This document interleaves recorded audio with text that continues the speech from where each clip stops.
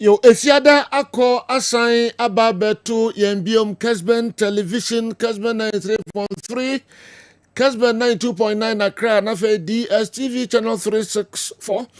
Moi, mo share live, Go TV, and so channel 121. If you're not quite about you, you can no. I would even say no pa. You di Abraham if you're that no.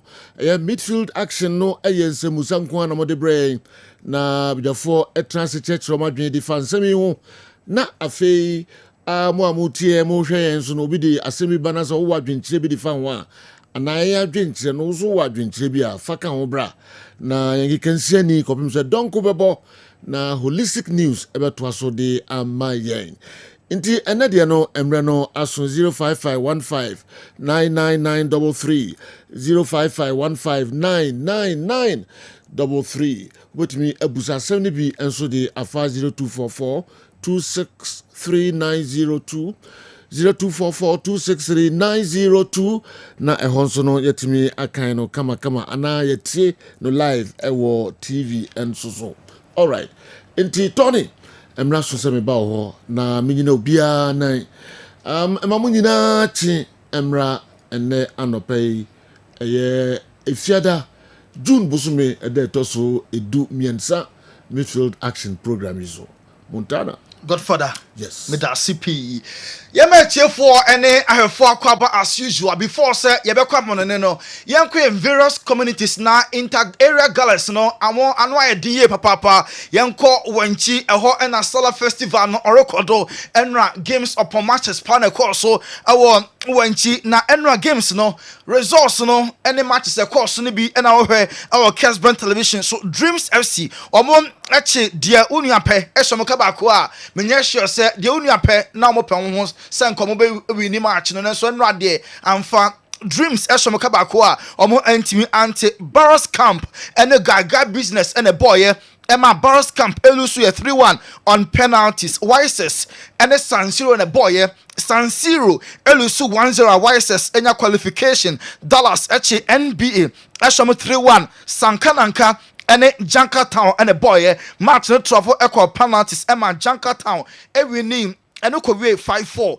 ene games up bosso ewo wanchi Sala festival no Moon Sansu ene Kokoroko ebebo na Blackstone wamo ene Boadan United Kings Club ene Mighty at the best so into more Kessben television no games are bosso ene na ya projecting our Kessben television so yanko Interzongo community tournament no ekoso ewo Aboabo Middleby Prince Akuta Interzongo Football Federation Presido enono na omadu knockout phase of the tournament afei ana edum pempen so a we de wantimi anwuni pe na okofie ene ebo 4 pm ewa Middleby Aboabo a ye benya big game ene match no ano adem pa Akotia line ene Aboabo number 2 ane bebo na efiri ochine kono other knockout phase games are ebo so eye amukom Dagomba line ebebo Sabunzongo na Aboabo number 1 ene tafo abo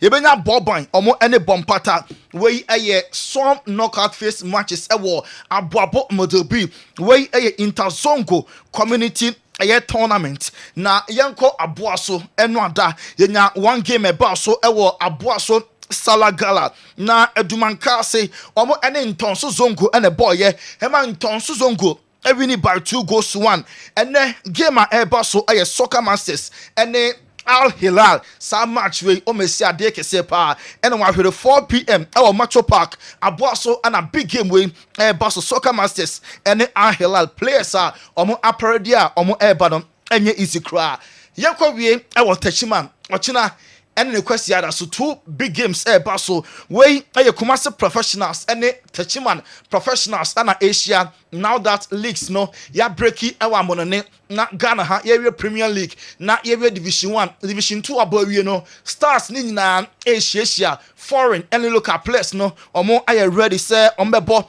ewo Tachiman Zongo school park wa and Kumasi professionals and Tachiman omo professionals no ebo Sunday and then Saturday into Ochina and the question so and I saw 2 big games no Basso or Honomo wey eso ane yegyina na yetu fan na hwen saman ekoso ewon kofo ekroso yanko FIFA Club World Cup na shase ochina najo na African rep Ali ebebo against Inter Miami sa game no ana etia no ewa fiwe FIFA Club World Cup na omo referee obedi sa big game offering Iran na ninchi so free Australia enti oye Iran Australian referee Alriza Fagani and referee FIFA for ni say on Saturday Africa yan rep back Ali omo ebo against Inter Miami sa referee no enso end game ebeba so nyame adom ochina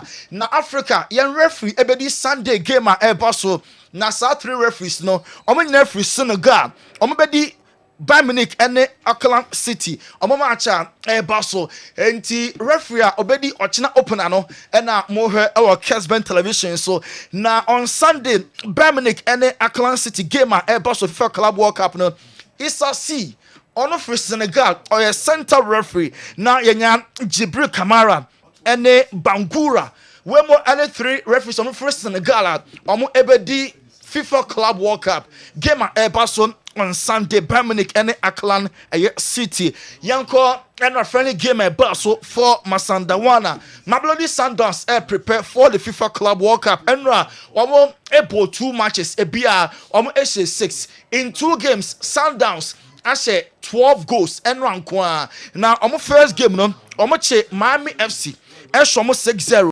And almost second game, and a Sarasuta and a boy Sundowns and so 16 and there 12 goals in 2 games a BR 6 now right after the game Teko Modise or a former South Africa player Onyakonya and Julian Lescott interview America and obisa Julian Lescott said tournament win the first edition the quarter to 2 teams no way any the kind momentie Teko Modise and Julian Lescott interviewer a course of former City player no in same P the 2 sentimental value like for me personally I played in this game when this was created I played in it so yeah it has a different place in my heart. So now with this tournament, with the FIFA Club World Cup, that's why we're here. What are your expectations from it? Excitement. I don't know what to expect because, as I said, it's the first time we've seen it. But you expect it to be competitive. I like the fact that FIFA have opened up the transfer window before. It gives everyone a chance to bet in new talent, and with new talent comes excitement. And I'm sure them players want to impress as well. So, yeah, I'm just excited to get it going. Then from a Man City, I'm a Man City fan. Oh, nice, right? Nice.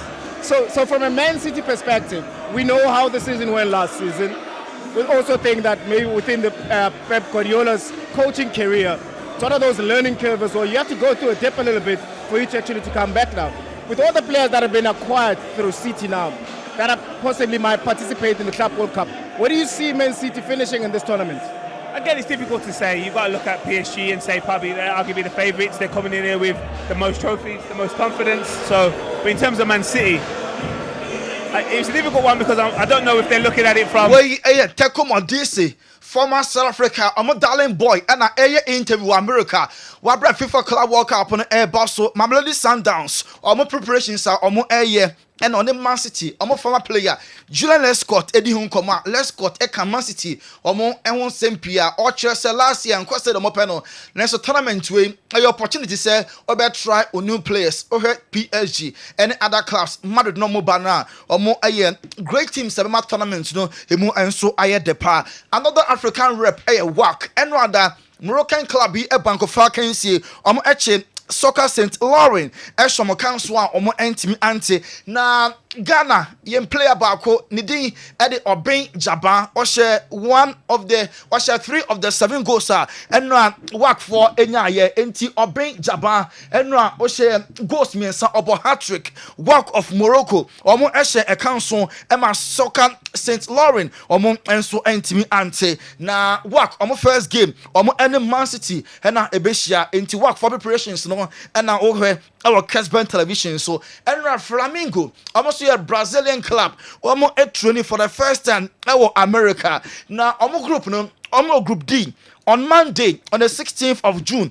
And now omo first game Flamingo and Esperance Lincoln Financial Field Philadelphia and match no so now second game nana watch so on the 20th of June and now against Chelsea Football Club and Jorginho ebeshia the former team Chelsea ebiem na fe last game akwakoye Tuesday June 24 Ombebo against LAFC where games of Flamingo bebo and Ramon see no and our Kessben television. So Jorginho say want to mean trying so the former team Chelsea ebeshia FIFA Club World Cup no from Chelsea or Arsenal and one join name Flamingo also eba FIFA Club World Cup no also nya a lot of beautiful experience about Chelsea now as a player. Chelsea can be na a man grow into a better player. Also English culture no Chelsea as well. A lot of people na a boy no a man stay successful.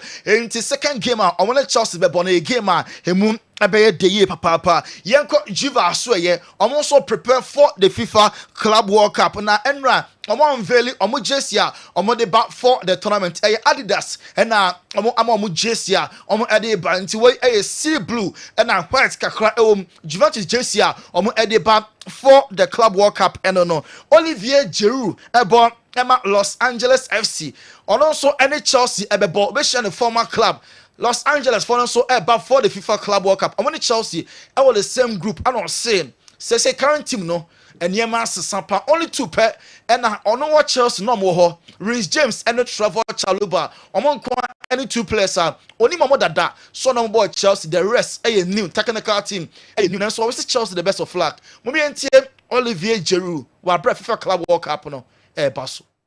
The first thing the club changed a lot every section of the club is still obviously a top club, a lot of young players. As I said, I know I played only with two of them now, Reece James I think and Chalobah also.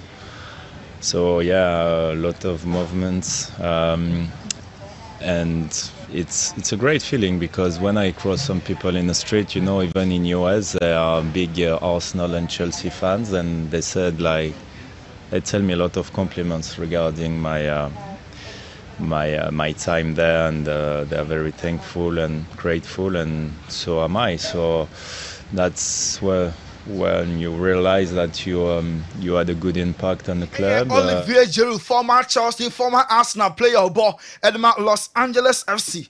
Obeshia Chelsea, FIFA Club World Cup, no, and players on number boy, aka two pair, Chelsea, and so as well, yeah. Birmingham so prepared din. Now, say Jamal Musiala, and Ebefa, Jason Matena, Leroy Sani, what Jato Hono, Sani Ebekwa for the Club World Cup, no contract, Ebewin Junior. Now, Johnny Jason Matena to her, Musiala, and I likely so Befa, Birmingham. And so as well, yeah. And also Birmingham, no, hold two separate meetings with Nico William in a Kinyaketwano on the agents, and the Birmingham share, Edin Como Parenti, so often a call now Beba for Jitum said at the right offer dear, Jai, I'm a boy now, Birmingham, any Jahon pass, Enya, Nico William, and Como Pen Thomas Tatia, and so ADD home Como. The release clause, 58 million euros.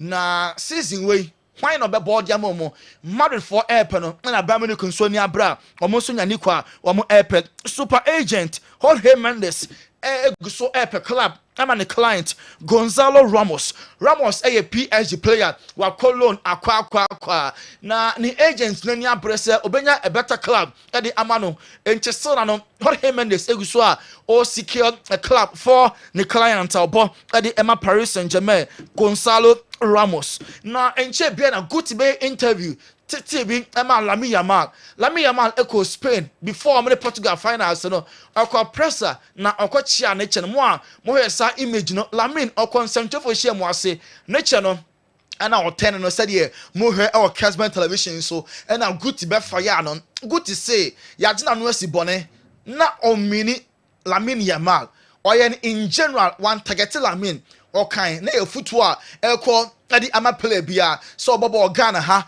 obo Barca obo Madrid and any other national team say oye young na o concentrate for nhye mu ase a o cap no maintain no say club level national team ni kwan sa watch no 10 no nanso ase ye ka say e only la million man ko a na or refer to o say there be ya gina no se bone na a general statement na o make we no this also say currently mad the player the ball let is on no guti e Arda Gula or Arda Gula profile now and then dia no e pepepe or she say even Gula says the way obey name p the no guti po entimi anye ama Madrid no and I expect to say Arda Gula and so ebeye ade ama Los Blancos and so Fati they move to Monaco our French Ligue 1 no astole kakra because sikana born edge na week no Monaco for say asondodo omunkwa entimi entua enti Barca for and Fabi Barca for so your imagine say sika no omubetua bi ne ochina enso kan na akoma ne move no officially enya ba bonten enti so mutimi SCS trash out sa details na dia ene ni move no be confirm so Ansu Fati kwakopon ama AS Monaco Real Madrid prepare for the FIFA Club World Cup na omo siuta omo de be travel akọ America Louis Vuitton enti Madrid players no bia agene dia omo emia ne kama said here ohwe e wo Kessben television so Vinicius Tubo Courtois Elder Militao na emia omo dia omo prepare na omo a travel akwa America ho and a FIFA Club World Cup no enso baso Kudus Muhammad enwa wanya personal boot from Sketches omo ama Kudus boot obe yusu for next season na colors no red yellow green and black enti Ghanaian colors na no the white e de afra omo new boot customized e de ama Kudus Muhammad yanko Lithuanian Ghanaian player ni din e de Emmanuel Ajman ko for bone mrane efere Isco or former player Emma Nations FC na obowafa ana omuvu ye ekọ Nations FC or former player ewo Milano FC omo ewo chapter player wo hwe no Kessben si na obo Milan na okọ wafa or joining Nations FC say so Lithuania enra wabo hat-trick season way or contested for the goal king into former Nations omo wenga no na ese goals woto enra makomakom yensa and enra or nete emma the club Lithuania omo enso league no Liverpool eguso epe assistant coach na omo Netherlands Giovanni van Bronckhorst ono ene assistant coach Liverpool for after getting the pass and woman no pe initial naka the kite emma kite turn down the offer she say Giovanni van Bronckhorst ene assistant coach Chelsea for and as Liverpool for enso ehwe say omo ebenya no ya da so Liverpool me found to just say PSG omo Erenga Bradley Bakola 22-year-old winger no and Liverpool for ene omo intend to the race omo enya na ka ebetimi aboa ye papa Xabi Alonso Madrid manager and all compare Leo Messi and Frank Vit or some Messi and Vit difference bia enim because sa two players no omo my ball very very simple Messi onim one and how to play it simple sa and a flying Vit no or yet always omo make it brilliant moves na omo very very smart enti flying Vit in Liverpool enya player kese pa we and in sama Xabi Alonso aka e dey afa Liverpool new player omo afa no ho we aso ane yegina na yakọ ba so yakọ fan kra to kakra bi e ba pe e be pre chire e won ko for cruise.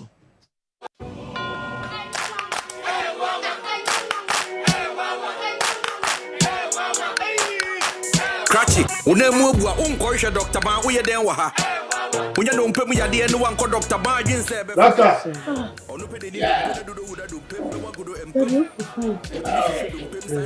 Hey, bye-bye. Yes, I go. What? So good afternoon, sir. Afternoon. This is my father.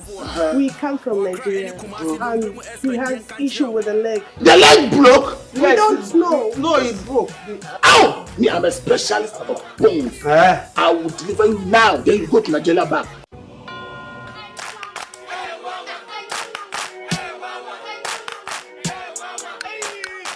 Cratchy, unemu bua unkoisha Dr. Ban uye den wa ha. Unya no mpemu ya de no wanko Dr. Ban jin se be fa. Onu pede ni dompe na dodo wuda dompe mbe wagodo empem. Woti bi hwehwe dompe santi ni dompe wa bebo wunsem. Ose ya de bebe de nyuma paso so ani nyame kra na meka.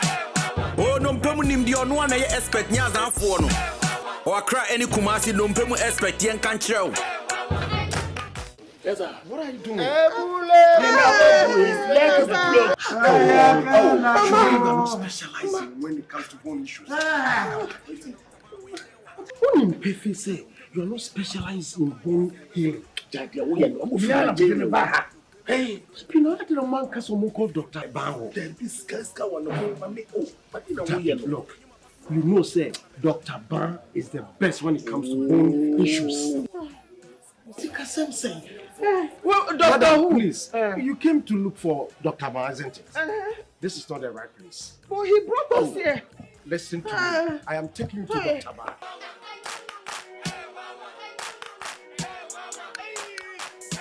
But I have a ban here by hospital. Now, no pass some say you be a few 3 so be soon. I say, you shame your winning in 2 I say. Mammy, dear, and I'm over and no good tapuma, who sees ya chia. Who could to J, one of my new sugar crack. Man, ya walk on and say, Papa, ya walk on and say, the could to J and no one be coming. Bow wa, yen tenacima could to J a mubi. Bow wa could to J, you be 2 I say, I'm a nigie a year pay. It is ready a one son any ye. When it does win in answer, the woman I can't say. Mr. Wako Bobo and answer one of Wama, ties up, power, name will be say pain. Branaya de yenche, yet I have been taken a better so. Yanko Padum, I find a better so. Nkaseni numpena etetina eha dwene nyina no Yankopa dum ni nyina betwa ama numpeni nyina aye kama Papa actually Papa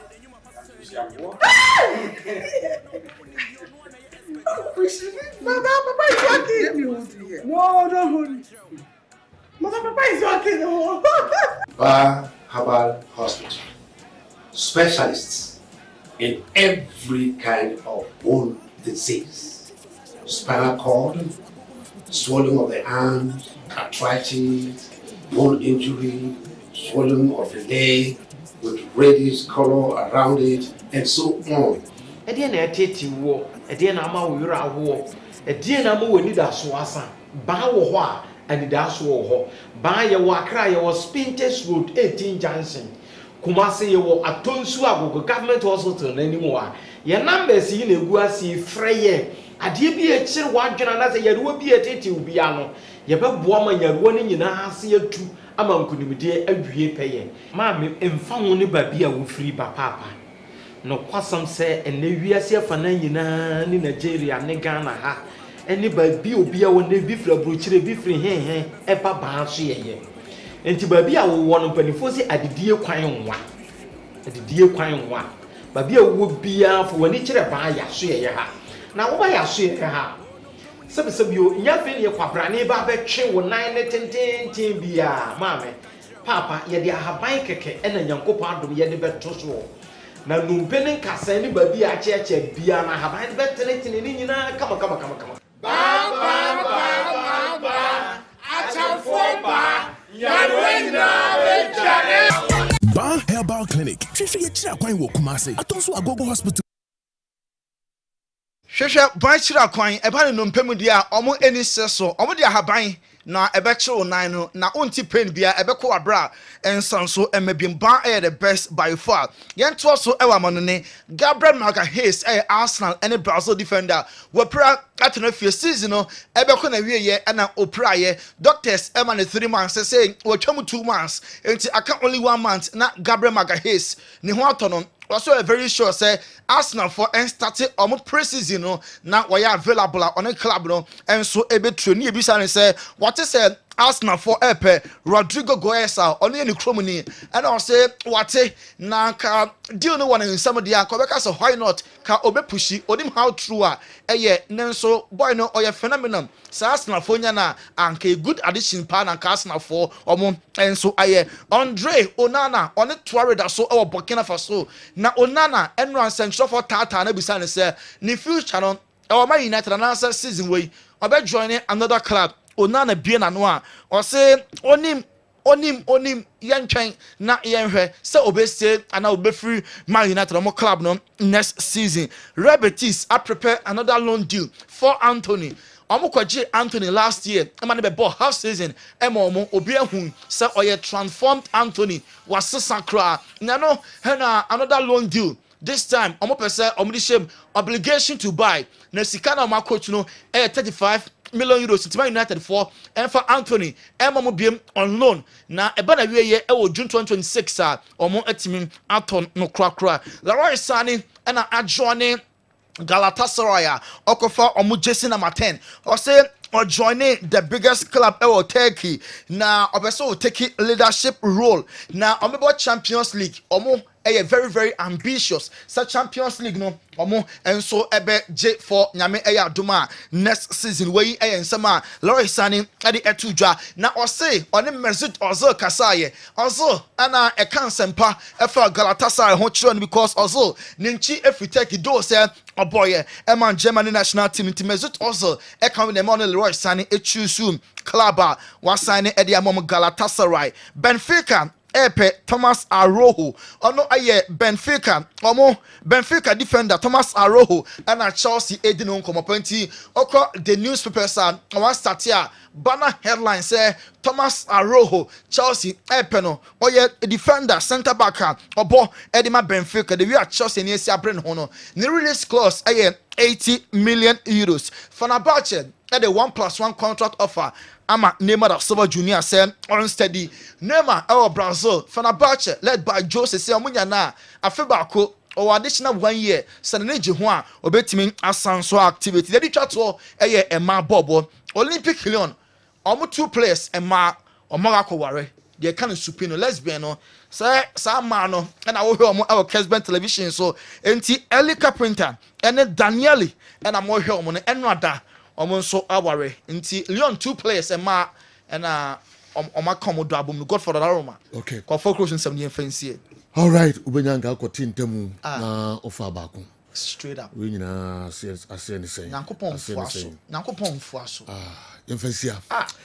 Yemfansia na yento asomfa mamo Kessben television munim say na efiada edru fiada questions nkwa na mo de brain enti wo de ba mpamcho na waye na asembusa enya asembusa mintimi enkan emfa emma asembusa nkwa na emre no esua yetimi ayi dodo no ano ede amamo yeko intentem maminko Dr. Edmond Arthur Balm of Gilead ashe na minko din komo kakra yeba na fe de akari nyina enso atwa moso Kessben television Kessben 93.3 Kessben 92.9 DSTV channel 364 Go TV channel near 121 adokutafo no atrase Dr. Edmond Arthur on the team no atrase penifo mamu nyina kwa ba na yentwa jumedi no so okay yeah doc me ne so yo how you do easy how you do easy cry be ye de niema ebe ye niema okay nchano pray there ye da wase yeah ye da papa kwam na kesi ase sa how you do say na ohwe omo hwe TV ne so no ene omo nso mo tie radio na omo ba beteniama ntene ne ye adwen se ye nkasa ye kai etiefo ne ahwefo nyina ne se nyame bo wo chena na dwumedie ne ba so Dr. Eben woni ne team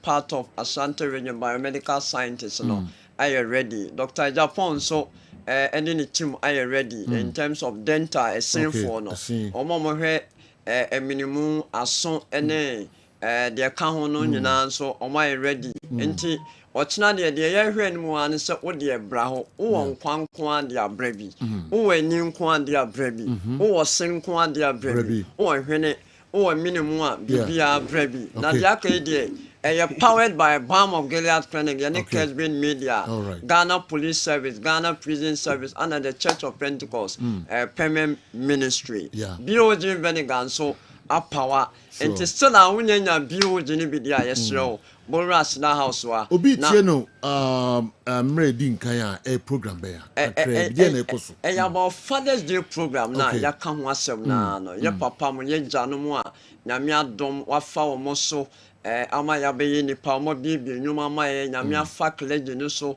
atete ye nyame sum mu ema ye queen mi ahemfofo no ye bo ma ba so kwasiada koso PRWC ewia no miensa ankrato eba ne enyomtofo eka Ghana Prison Service I mean omo jama group no etretia pemem etretia police band etretia na nyame boa ochina no anopa no nson enkopem se the last person you ever no medical free screening ne mom say fa eno koso central police station obia enkora nyina mo for mo mramehwe omo sene omo ani bia ne mom o check bibi to say liver kidney cholesterol prostate 100 instead of say okwa monta ye 400 ne 300 no until laba 400 cedis betimi aye no okwa montia se bi 3,000 pounds to find be yin na say do that kind ye German pay for and to mon fair numbers so for further enquiries any person to build any be any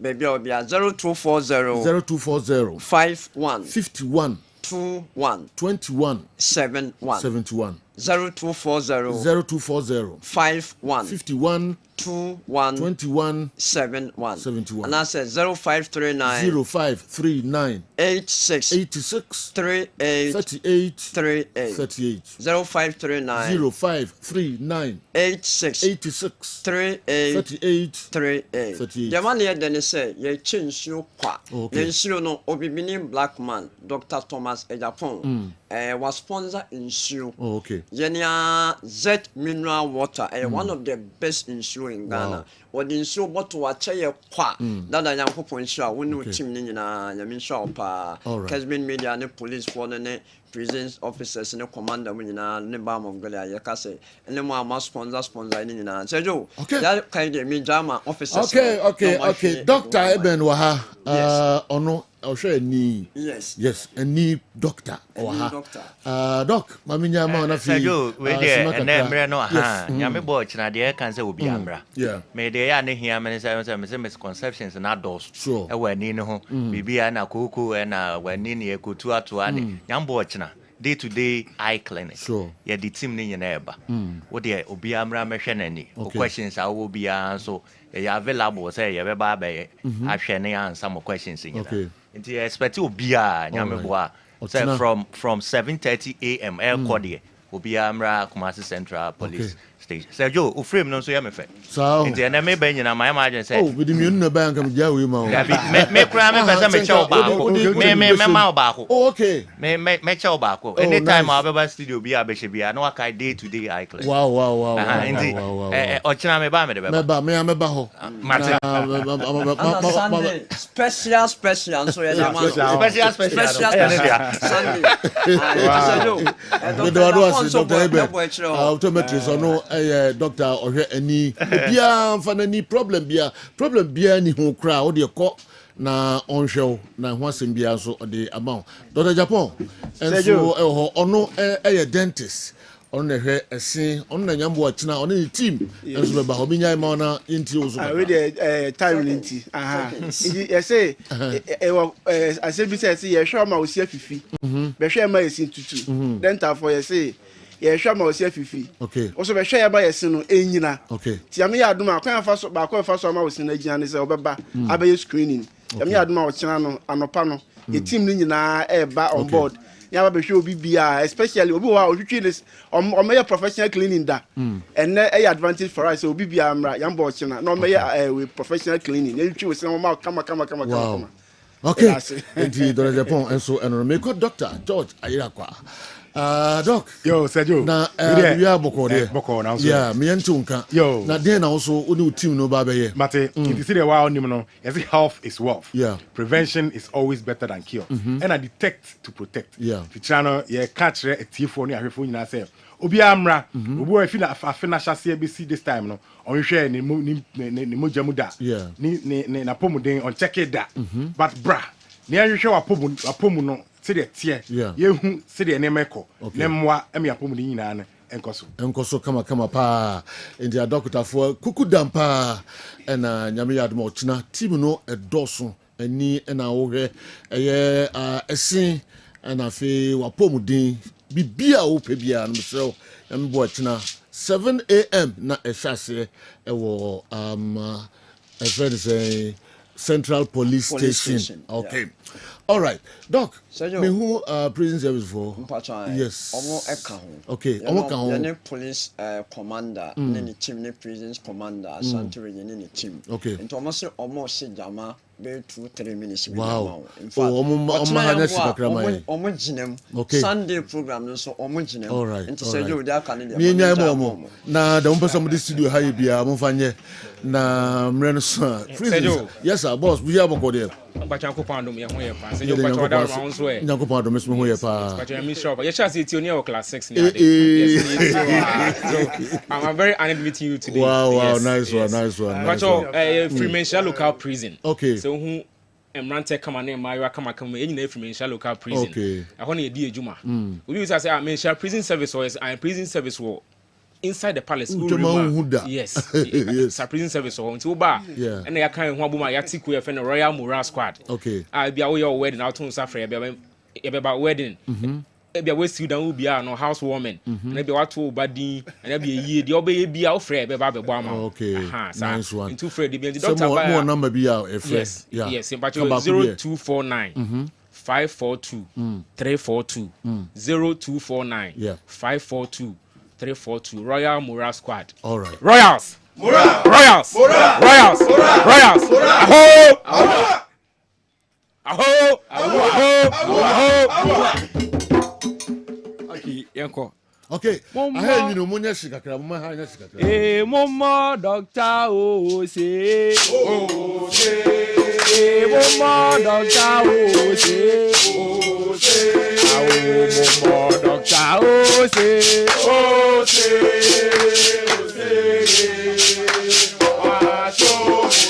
Mama doctor o say. O say. Mama doctor o say. Mama doctor o say. O say.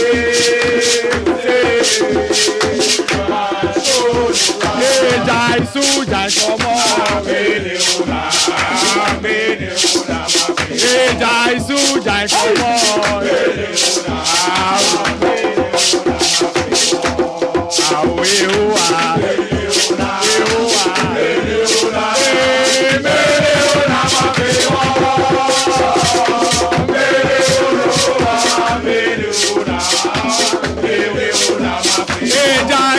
Jai como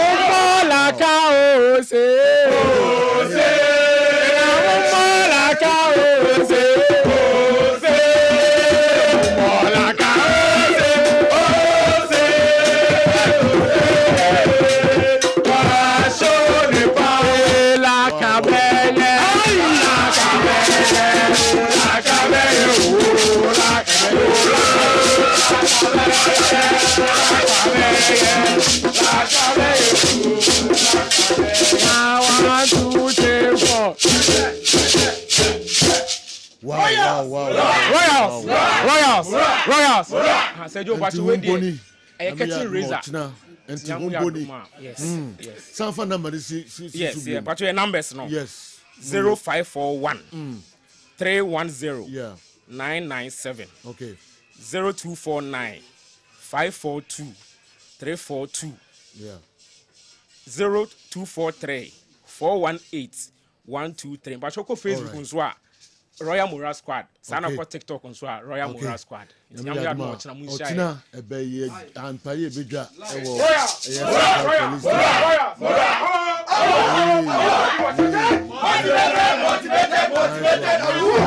nice one. Ebe dama sepa nyam ochina igna ebe share Central Police Station enya sam ketwa kra ma wo so ha yie papa doc ye pede mu yes nti epenya mu de na ye de aseda kese ma ko ne Kessben media nto mo mfre na mess no na bi ho de na hospital na ne ncheche mo fa screening nyina so omo emfa emai okay ye de masipa Dr. Edmond Arthur, Dr. Iben, Dr. Japan and Dr.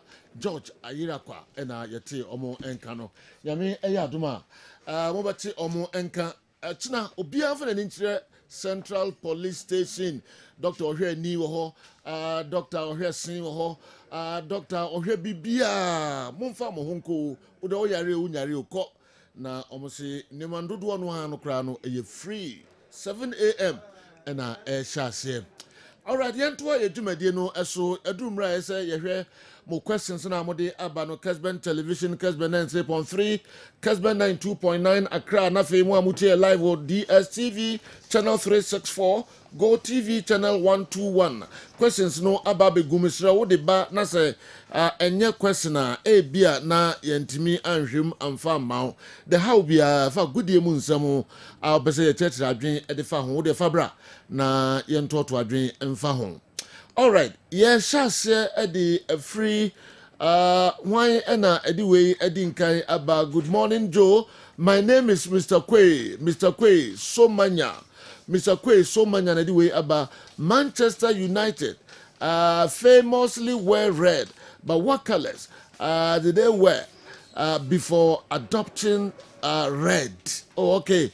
There also they aba and no Mr. Kwe person who our who Manchester United famously wear red. What colors did they wear before adopting red? Inti color bay na omo share ansana omo eba be share color red no. The obi the aba and no ofri so manya. Wow.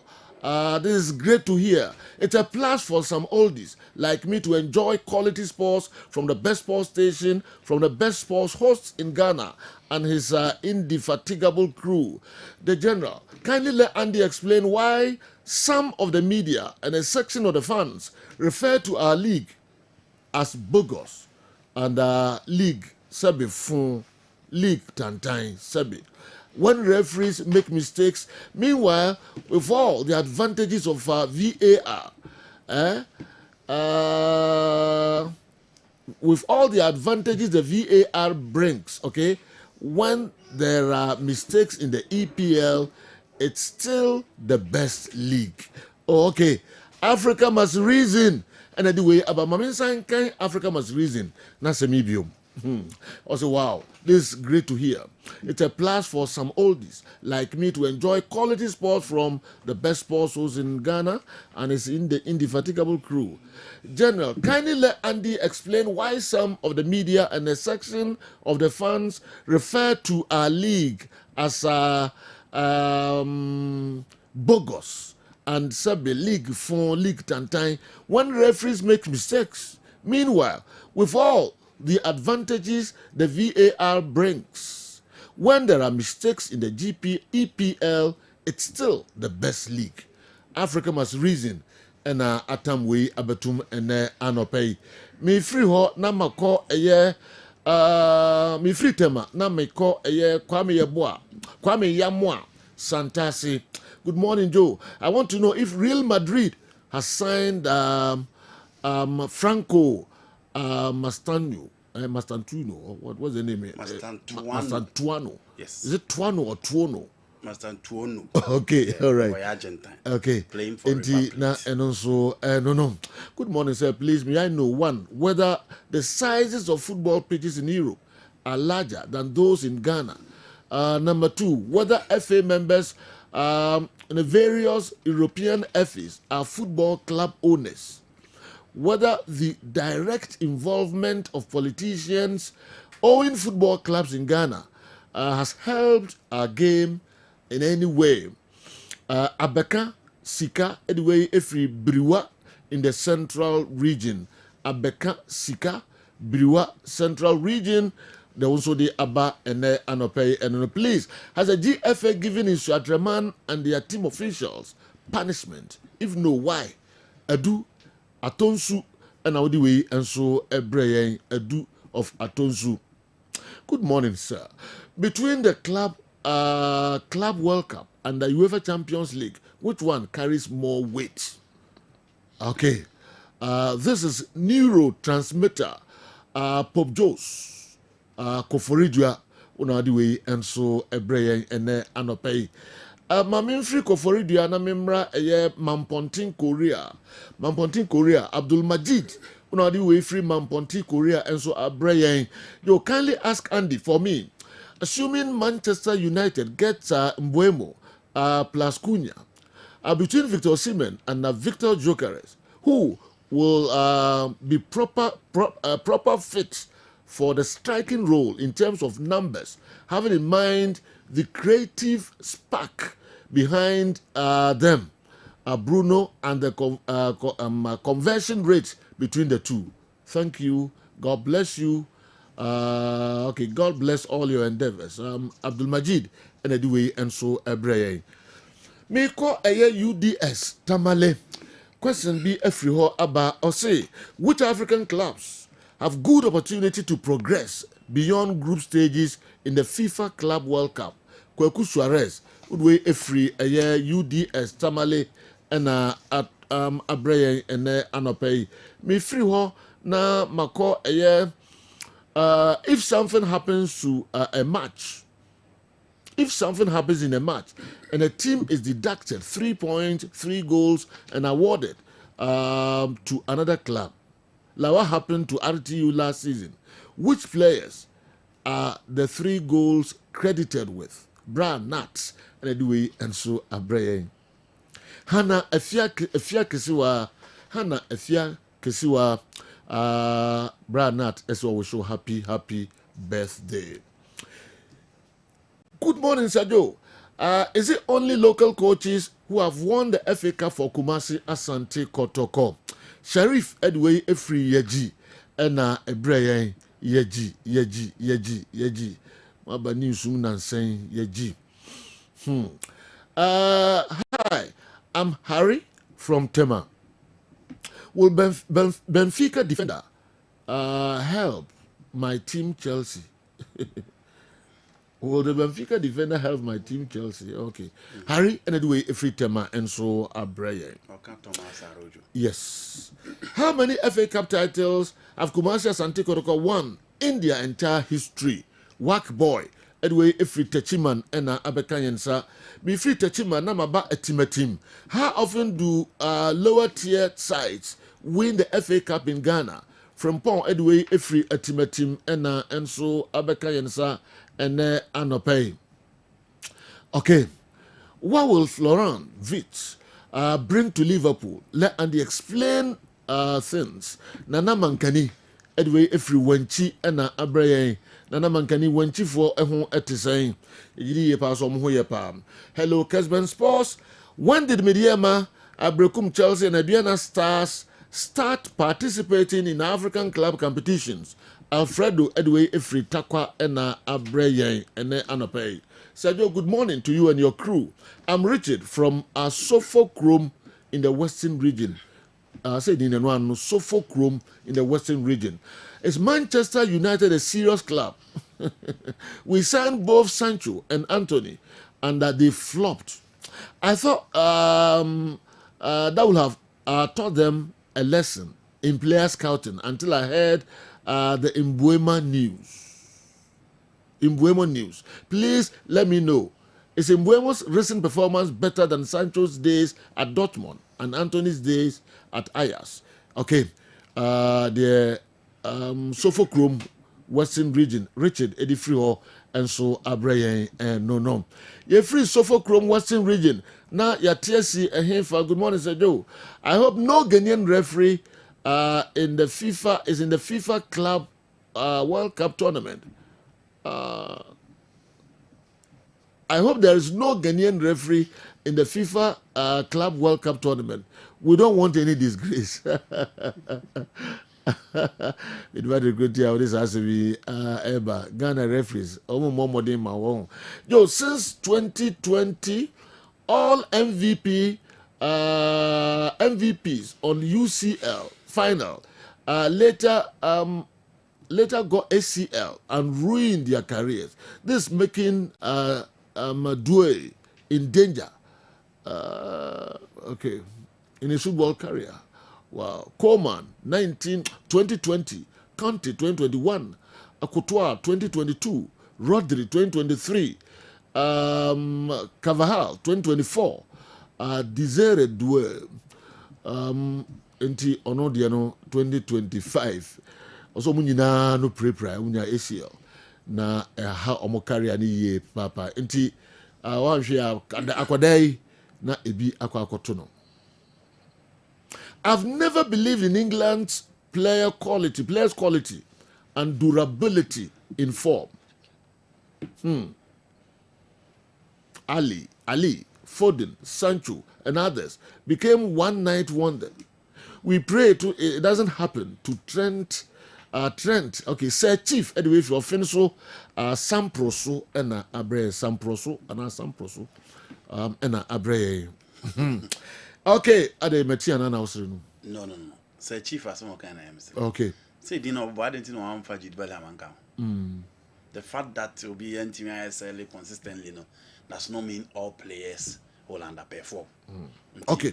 Yeah. How do lower tier sides win the FA Cup in Ghana? Okay. How often do lower tier sides win FA Cup in Ghana? From Pond Wefri Etimatimna Abraham. Hello, Kessben Sports. I'm Ray Alfredo Diano, and so when did Media Mabrekum Chelsea and Diana start participating in African club competitions?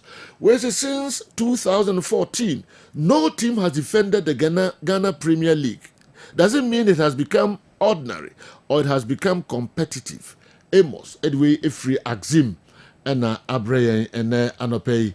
Me free Amos Diano so why dear and Etwaso Ewaha Amos. Na me call way good morning, Sir Joe.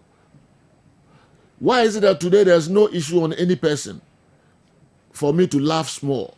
Because every time you know something about someone, Kwesijan, Accra,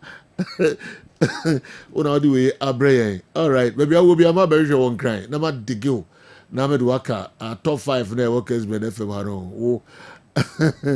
Okay. Got a bunny in a minimum Sir, we say based on your panelist assertion, which is the group of devs also in the FIFA Club World Cup? Ibrahim Edwin from Verona. We are sure a group of deaf and now say Odebana deaf no ama ewaha. All right. Please, can your crew explain to us why some senior journalists in this country have stopped covering the GPL matches? NASA Ventures, Dunkornofin. Senior journalists have stopped covering GPL matches? Okay. NASA Edwifri Dunkornofin. Please, good morning. I want to know the reason why the coach of Nations FC said there's a problem in the management that affected them in winning the GPL. Wow.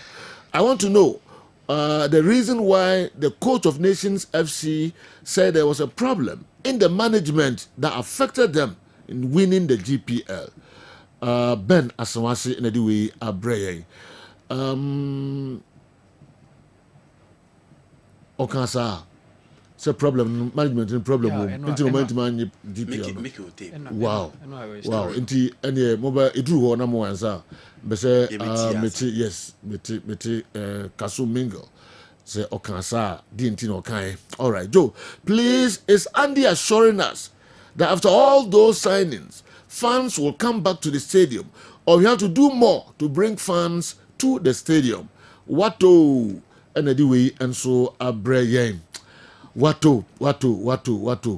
I won't for baby free no Emma. This is not the first other questions, but I have for baby ultra free no brain. Why? Hi General, good morning. Alas, I'm bossingwa, and anyway, checking Pep Guardiola 3 signings so far. Yeah, all ball carriers. Ignore Cheki and Rangers. Okay, and adding club assistant. Is it leaders? Who was also a key figure in club's intensity with our present play at Liverpool. Doesn't mean Pep is throwing his identity to that of club next season. Okay, there also the Abraham. I don't know. Sergio, is it true that Kumasi Asante Kotoko is keen in signing Victor Oduro from Nations FC? I simply want to know their motivation for this signing. It comes to the question of interest. Do Ghanaian coaches sign players based on their personal interest or that of the club? Okay. Gabinash, if you book room and Abba. Mami Sancho your question, Sergio, is it true that Kumasi Asante Kotoko is keen in signing Victor Oduro from Nations? I simply want to know their motivation for doing that. It comes to the question of interest. Do Ghanaian coaches sign players based on their personal interest or that of the clubs? Gabinash, book room, and we essay. Or the free Koforidua Ibrahim Labaran Koforidua ena udiwe efri eba. Why is Kumasi Asante Kotoko always sacking players based on indiscipline? Why is Kumasi Asante Kotoko always sacking players based on indiscipline? Okay, intina de also the Abraham and Anope no. Akasima edu na duba kon abo medical kra bi beka ho na fe ya be first batch no awie ba na fe second batch of questions no and so ya the abre amanfo mame nkwa which department of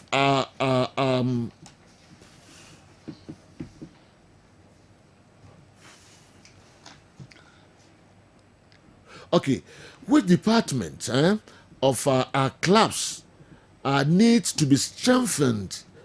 I'm talking about clubs going to Africa. Okay, ya mark if you offenso and so abekan sa and anopay ya mark me you no so every one tentem. Why will your panel? How will your panel rate the just ended Ghana Premier League and why? Out of 10, out of 10, mube rate Ghana Premier League saying. And DNT and osa the eba rating the eba bontim. Why the way eba? Why is the Black Stars always losing against high profile teams of late? Can we ever beat England with our best squad? Can we ever beat England with our best squad? Can you give me the combined 11 of Ghana and Senegal? Kama anyway, if Rex and Abre combined 11 Ghana, Senegal, and if can Ghana beat England? Number 3, or say you lose to high profile teams. Why? Okay. So is it true that there's no Ghanaian referee in the upcoming women's AFCON in Morocco from 5th to 26th July this year? Again, is it true that Selom Yao, Victor, Selom Yao Bless is handling the Kotoko Golden Kicks game?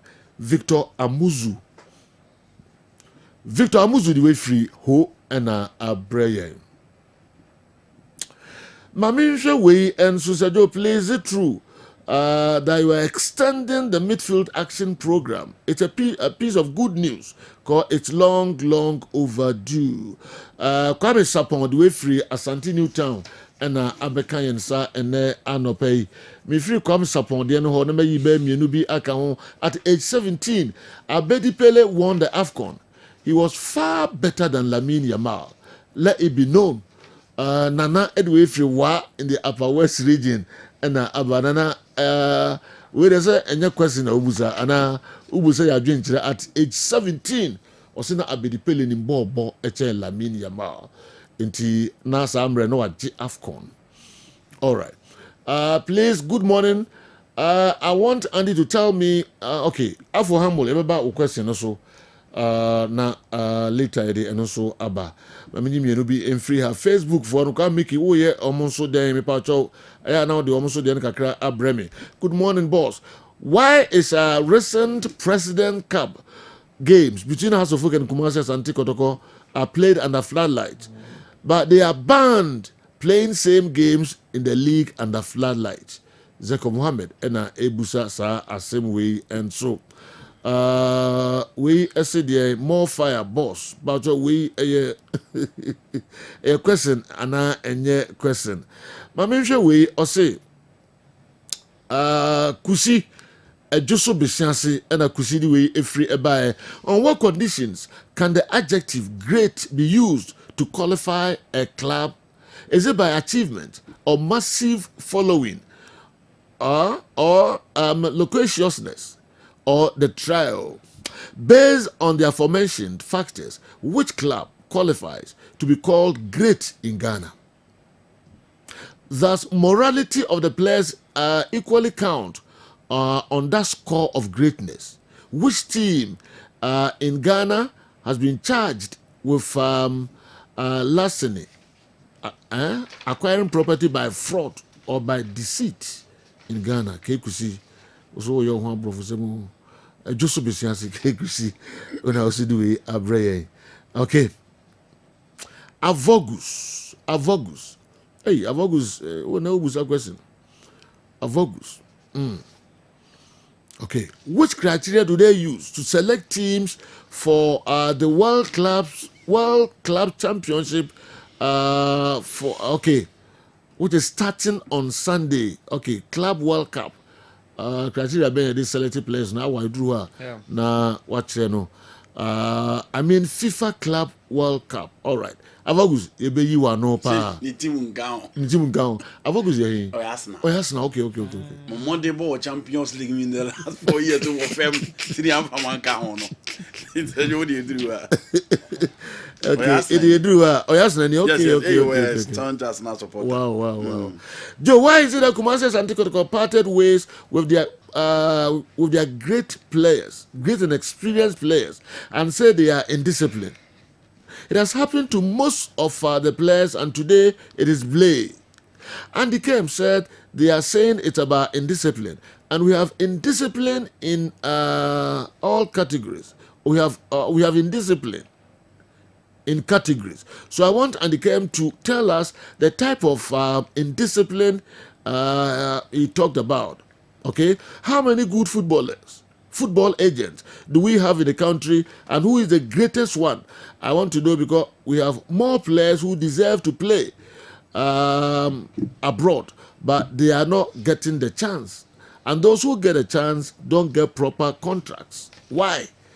Anas Musa Thunder, Anefi Kandahar, Sunyain Zongo, and Audiwe, and so Ebreye.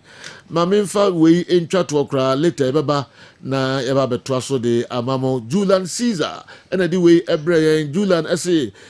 Please, could your crew kindly confirm if it's true that Galka has once again resorted to a free gate entry option in the upcoming President Cup between Kumasi Asante Kotoko and Hearts of Oak? If that's the case, then why was Galka clamoring for the two clubs to make the top four? What's their roadmap to creating mileage for the competition? Lastly, was any Ghanaian referee invited to the Club World Cup? Julian Caesar in the way and so Brian. I want to cry. You mum be was a young woman. My ball, some my referees were Ghana. Yeah, Juliet Apia. Under 20, fifth first CAF AFCON, Echoes Morocco. Yeah. It's just 5th July, 226. Women's AFCON. Women's AFCON, yeah. Referees in any my referees, no, whatever. Yes. VAR, I heard them go home. Yeah, Daniel. Yeah. It's always been there. Okay. Me call Niwat Scientific Herbal Clinic. Na me fan kratui ba. You be attempt say you be check that dream the alpha questions no. You check right message. Usafo mo makwaba eba Niwat Scientific Hospital. Ye a team of medical scientists. Aya create ya boom. Near the infidel maso. Eye adwuma o ya so ya hasi. Ya so ya ha de. Nyese wo ba ya sabi. Ni atam edu di amount. Say di kokono. Na embum ye do to afidie so. Me afidie ye omu hwehwemu. Me ye omu adepote ya di yare ne brewo. Na se me omu enya yare ne di woni badua no so. Te be ye so yare na ma wa to yare ase. Wo de ye di ni say se ni bebia say wo to yare ase a utimi tu ase ntem. Niwat Scientific Hospital a Dr. Fobius ya dwuma ne say enubuna eni no tan a obo ade e de dwumye no yenye mu hwemu na fe enwanu akasa wo ma friends phytochemicals no ye extract say enwanu no na yemfa frem no emfa emao ebi a kidney no yare abem kidney no essay yenko na Ghana ha ye de take ahaban e de dialysis a kidney no say akodu se den kura no a nyarehemu na nya didi na fo ni kirem e woni Niwat Scientific Hospital bofra ban eboye ama wo diabetes ye de bofra ban e nyama bi efra e de mawa e be bo ma diabetes na o sugar e koso pii no eno so aboa ama etinya bafum e bia na wo hwe mesisi e na o problem pa e yo mema sem be ba bi wo no a onya tenkan kora so wo ba beda obo so otimi nya hode ne pagya na wo ba hyiemu a ehyiemu na adwo e no obo so atese ne be ma no ensore kora e bia na e no bia da so a wo nom yo ba na utie me na se eya wo no problem ebia na e fibroid na kosi a wo no kwan ana wa kwa ya sabia doctor si ensu abetata onkosie mo ovarian cyst ana se fallopian tube no e na block ye obebu okura wo sebo ensisi so ni nyina timi sinyi se ho kwan be ma bia na ho nsuo e na wo form nkwabon e wo form low sperm count na wo okura be ba be ne ho nsuo mo no na e mo no be friend say spermatozoa no ba kokura we nyina e ha esi awo ho kwan a Niwat Scientific Hospital a enfidie de ehwemu be da di amye wo se problem bi wo no mo a timi ho aduro na fe aduane ye betra mo adi pressure ti amo akoma bo periperi asem kura si ofie timi ho amane obi so hwe me na ne die stroke akawa to mpam ye kwa wo ye ba wo so timi o kasa na pampan boni die kire ye no halitosis yade ba ko e ya no wan obi opewase obetimi akade a kire wo a ade bedi unya o kasa bia no obi atwene hwene okoda na nyimre o da o jonso antentem ye papa mo mpanifo no e free 40 50 60 years e ko ni mo no o prostate na ye kese prostate enlargement e ba sauda o jonso antentem o jonso bebransa na ade ache e mane nka achi e me nkofa catheter ahoma nkoto ba memo abusuafo bi ebere nti manya adagye amoya didi a nyadidie se Niwat Scientific Hospital Ghana ha de o pa ya sabe e dia ba frim die fidie e de twe enubena e na afa hode ni efra haban mu e de saw ya de ma wo a na e Niwat Scientific Hospital yi wo Kumase Atonsu Monaco Junction ya Dansura Bank no ene bi ene mehwe enkran so ye o ma 7 ye ben Janet Corner dan no 0244 087687.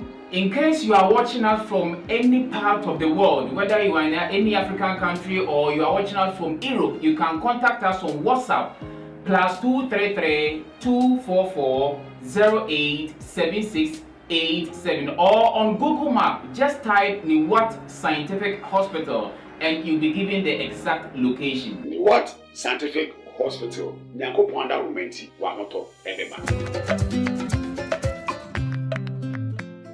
Okay, yensa mamu nyina kwaba emra Midfield Action Friday edition yi eso Awa Mohammed mamensha sem femfiri ho na yamrobo sonko amanfo kwesi from the by the amanfo obi bisa say how often na lower tier sides eta winning FA Cup seju intense nti yana Dudwana has been the premier league teams na enable even seju yeka check the even last four finals. She last season, it was Tanobo Fokwa, and of course, Obekan Swatramai, and Answatramai the penalties. Eweneye. She, the one that happened between Dreams FC and Kim Fesa. Sejo no Munina, they were Premier League sides. And of course, near Behen or Babaya Sports Stadium between Bechem United and Accra Suffolk. And Obesa Kai near Has, Eshe Ash Gold, post-match penalties, Ewa Krano. Even cast your mind back to what happened in 2017 when Kotoko defeated Has Suffolk by 3-1 Ewa Tamale. It was in 2016 Krani and Yase Oko United, then a second tier side, Euremu into the final. But even Sejo and Okra, they lost against Bechem United, no, a Premier League side. 2015 when Midiama defeated Kotoko. 2014 when Kotoko won against Interlice. 2013 when Midiama na defeated Kotoko. And 2012 the enemy knew it be a share Ash Gold. And the one now among Fobe Kaipa and Nania Eshe Asante Kotoko no, which was 2011 when the FA Cup returned after 2001 and ain't me ye bow not ye more till 2011. So intensity yana it's been usually the Premier League sites na neta winning. Major said the question stems from that final ebaso because Asante Kotoko ebo against a lower or second tier sides aye golden kicks ebe baso nyame bo asandi. So you obi beside say Asante Kotoko mo FA Cup titles yes saying Asante Kotoko agi 9 in terms of FA Cup has na jimu 12. So Asante Kotoko agi 9 and the last time they won was 2017 when they defeated Accra Suffolk. Obinsu beside say like yenya foreign coaches and is it local coaches in Kwan eta winning FA Cup Emma Kotokwana. Said the last time Kotoko won the FA Cup it was a certain Stephen Pollack. Said you know Ghana ni and Ojima Kumasi Asante Kotoko. Yes, Obeka said 2014 we had Masau Didi Dramani who was then the coach of Asante Kotoko and also J Double with Kotoko team that year winning the Premier League and also winning the FA Cup when Kotoko defeated Interlice. But in 2001, Midfield won the FA Cup for Kotoko. Yeah. Anas Mohammed when they beat Kim Fesa in Accra. So, enya local coaches enya foreign nationals omunso ababeye adwuma ama team no etimi abomo amomwan winning the FA Cup no. Sejo obi beside say Mediama omo first Africa was 2014 when they won the FA Cup in 2013 and they entered into the CAF Confederations Cup. And Chelsea Brekum Omodian was 2012. That was when they won the 2010-2011 season. I know ma munya kwai every into the CAF Champions League with coach Hans van der Ploem. They went all the way to the group stages, beating LICR from Liberia, beating Wydad, and then Cotton Sport de Garua on their way to that group stage, And of course, Ediana's own was also in 2011 when they won the Premier League. After so omu the first team omu ba Premier League na and omu sabeji with coach Herbert Ado the late in 2009-2010 season. Omu win and omu di remo into the CAF Champions League. Unfortunately, they lost against Wydad Athletic Casablanca. Sejo obi beside say Africa Ghanaian referee bi ewo FIFA Club World Cup bi ebebo ya na Sejo debi FIFA Club World Cup officials omo select here FIFA select omo select 6 assistant referees from Africa and of course omo select 3 center referees.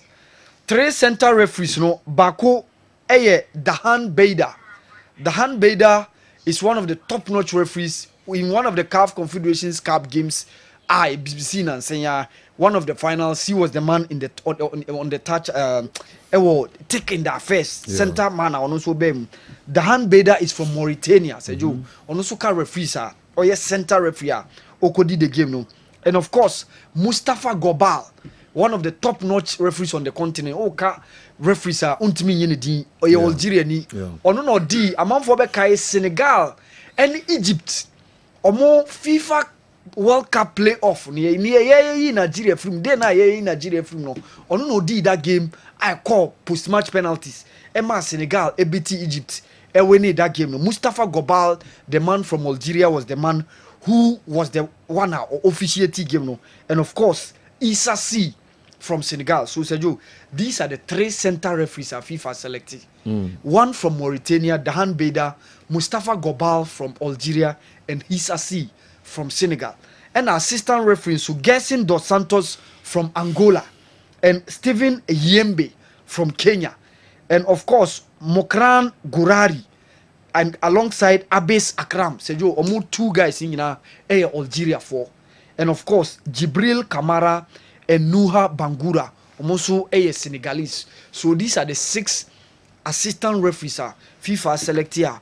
Omoko akwakodi the FIFA Club World Cup games na ekobasono. Sergio, yes, anybody can kano. In the women's AFCON, no Ghanaian referee has been selected.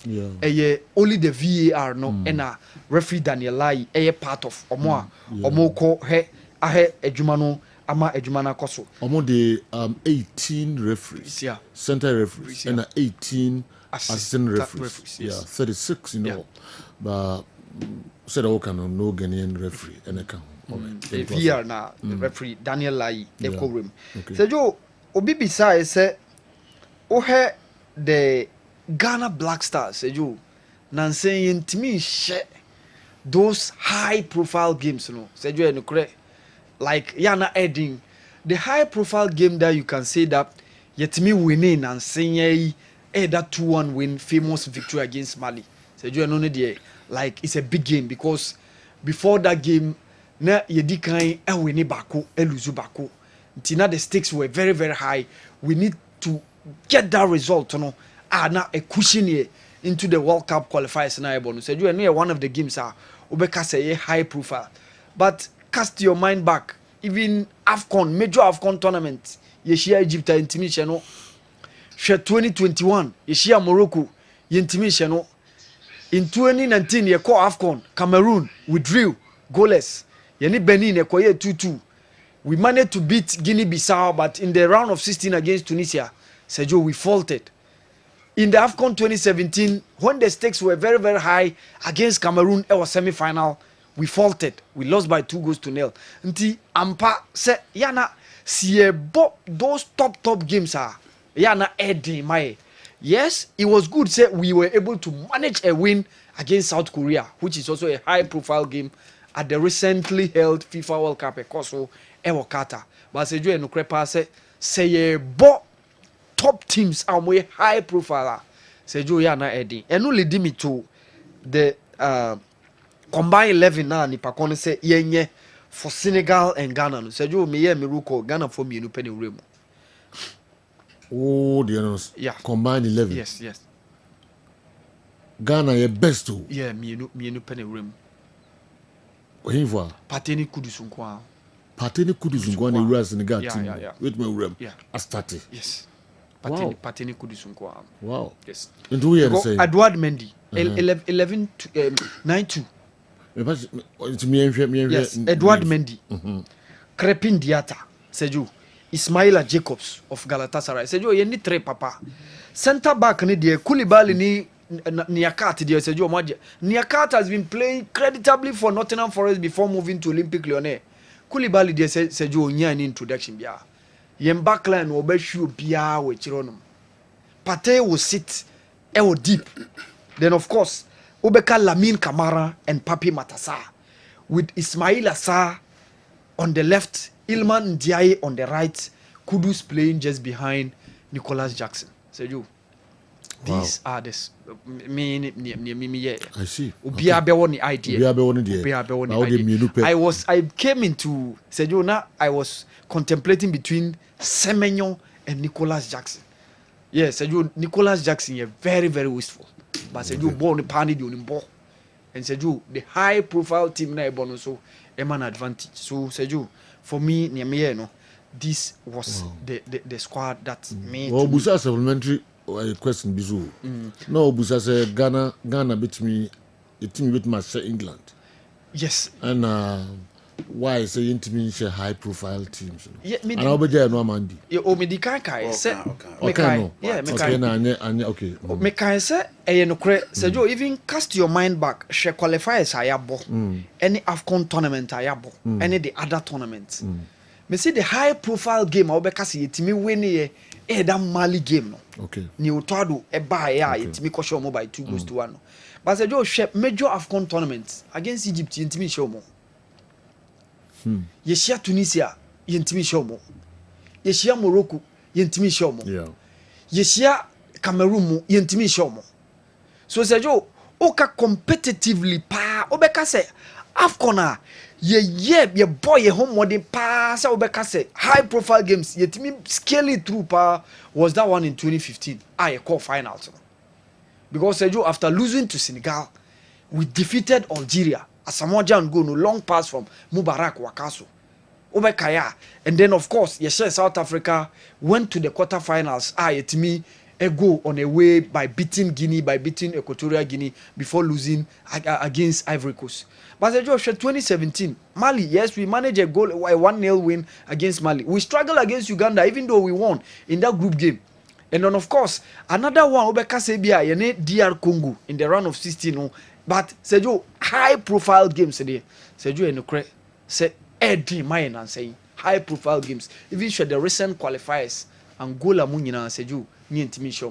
But the only one that obetimi aka during the qualifiers Mali that winner ko win and of course Misaka say Korea beating Korea the World Cup so Qatar some 3 years ago no so and say at least one of the high profile games obeka say yetiminya win Sergio beating England possible yetiminya all the Arsenals are possible in as much as you more players change that doesn't throw that shade say yentimi show possible say betimi share England say share mo in any game ye bebo Sergio it's possible mama fama no to member say mesa akwasa akoba Sergio we your World Cup games ni free mo omai akasefo na yentimi show na ansha say no can 2000 South Africa na ye free 2002 Nigeria na ye free yan qualify for 2004 AFCON Tunisia 2006 group stage na na be fie 2008 Asia Cameroon dan koye hwe 2010 na ya ade no kra Asia Egypt your final eno ano it goes on and on to say they are boy na nti akasefo no ye World Cup na ye koya ntimi ni Germany boy yetimi ni Uruguay boy yetimi she United States ni free mo Africa competition ni proper no se wo hu se ye ko na ye ko animu a fa we beat Algeria in 2015 but Equatorial Guinea ni Guinea they know omonye big guys nti wo bo se ye ko animu na ye dodge akasefo no but the moment I be share omo na net so ma hwe akasefo yetim no omo de bo ani hwe omo ye Nigeria we beat Nigeria in 2008 in Ghana we beat Nigeria in 2010 ewo Angola into Nigeria for there yetim no omo until recently yabo two friendly games omo ho de no wotro chain omo na yesi omo a yetim omo but even with the West Cameroonian team in 2017 we couldn't beat them Cameroon team na na nye kura in 2017 yentimi an show Tunisia was another team na nko omo hia na nka efumaye but the last time we met Tunisia we were eliminated it is a do yeah story ne there eso an chase ne obetimi akọ akire yehia all the big teams na ye ho po yentimi na omo mbo nti that has been the major problem of our blasters wow how are you to us so bibi say since 2014 Ghana Premier League yenya obi a wa win a defend because Masud Didi Dramani AG 2013 and OG 2014 so from 2015 e bani nyina ase weji na we aba weji na we aba weji na we aba so does it mean say league na competitive ana yes Sergio echere say ahode no eni fako but to me Sergio it looks ordinary unlike this yetiminya teams obeka say bia our players otimi dominate time utime say has betimi anya be 78 points be betimi abo season na has a lose games be mienu pe e bia drop mienu miensa bi the rest of the games in na no ahye time e bia kotoko betimi anya 75 points e bia we lose 3 games we draw mienu the rest of the games no ahye but Sergio ene he ya na points omode winning the league no check it the last 5 seasons ebo nyina within the 60 category na here be kura Sergio wow stars the 51 points in winning Ghana Premier League so for me it has become ordinary nti and such again the last 5 seasons you know emu 2 of the winners no omo nche Premier League no Bibiani Gold Stars where omo 5th season no omo winning Samatex won the Premier League in their 2nd season so achira say ahode no na first na some of the teams like Ash Gold etimi ho obia kotokotimi wo has no timi ho obia no Sergio abafom yes obi beka say competitive because ahode no enni fako but for Sergio for me it looks very, very ordinary. Okay. So your group of death, the FIFA Club World Cup. For me, as a Madrid group B. Okay. Baby, I want PSG, Atletico, Botafogo. Okay. So your Botafogo and at least a man who say group no because Botafogo a very, very good side. Yes, Seattle Sounders US not too much of a top team. So for me. Ebia obi be woni idea with regards to say the group of death no betie but for me I pick group B. Okay. Baby I want PSG, you want Atletico, Botafogo and then Seattle Sounders from the United States of America. For me African team I was standing a very good chance to progress. Sundowns. Group na work Man City, Al Ain and Juventus. Juve Man City will give them a very, very good chase. And of course, Al Ain is also not a bad side at all because they have top players within their ranks.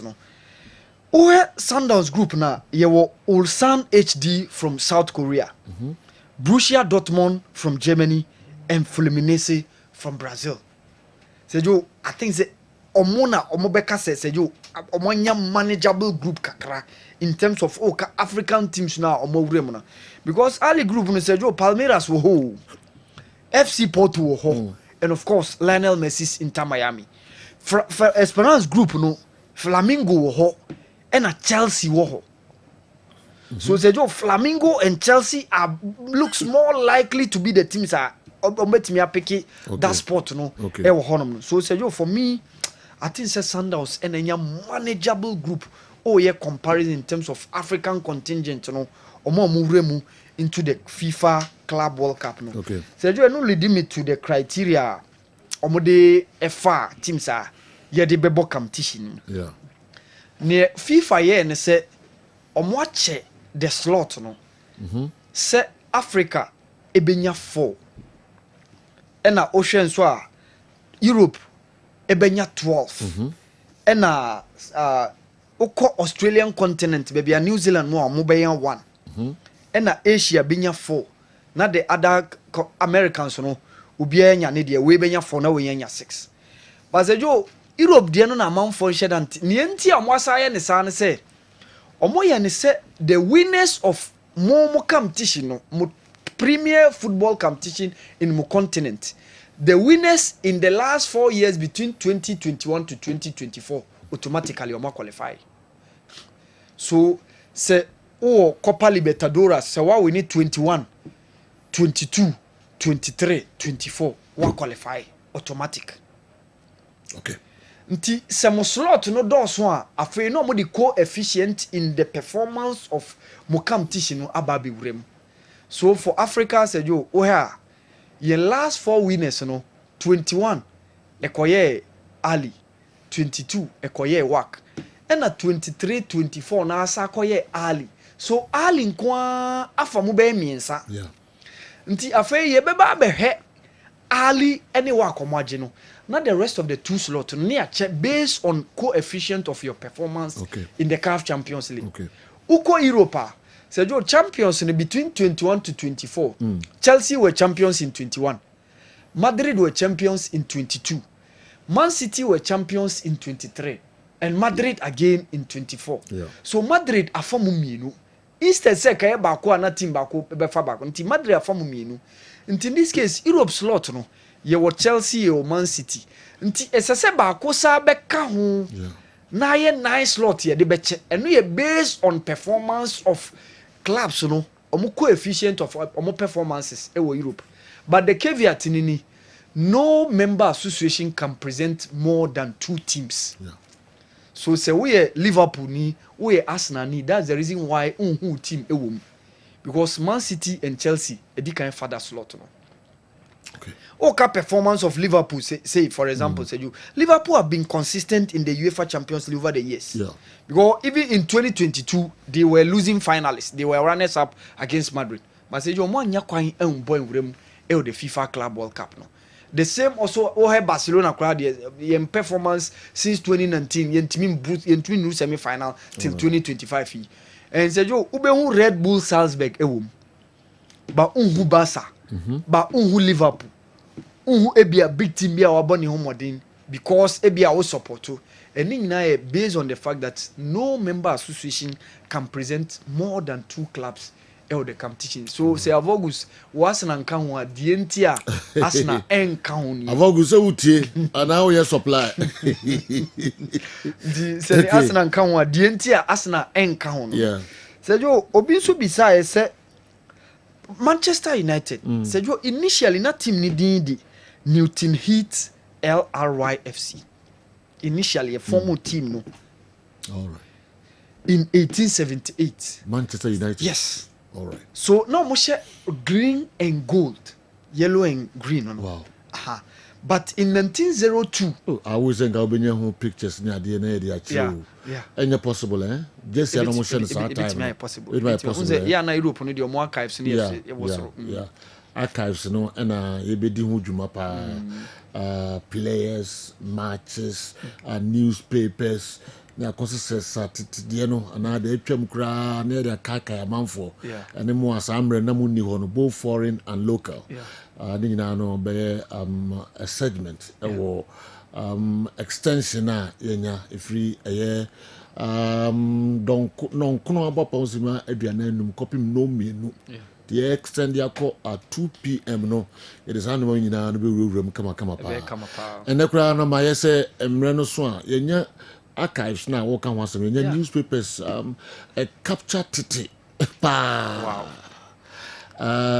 titi bebrebe ba omo anomu gina super magana football the hunsem bebrebe mo na ya newspapers kro sambre no na matches yes was super top games and the players are no more a feature and the newspapers and say no see capture matches no ne stories no nyina no yenya pi ha nyame ya aduma free adwade kono so wo modern na ya kaka ye ho krankra foreign any local nyina da man for gin wachinye kasafa ho pi and then no enche me the newspapers ni bi be chire mo bit me di ho komo nti eba na so wo asem bi kafa sa game no ho ana eka de efa sa ensem no ho a na newspapers ne capture na akwanya ho titru mu amu na mo ho sa mre no na mo hwe sa games no bi no and you know be form part of extension no ide eba be ka no pi na no so no ye be kire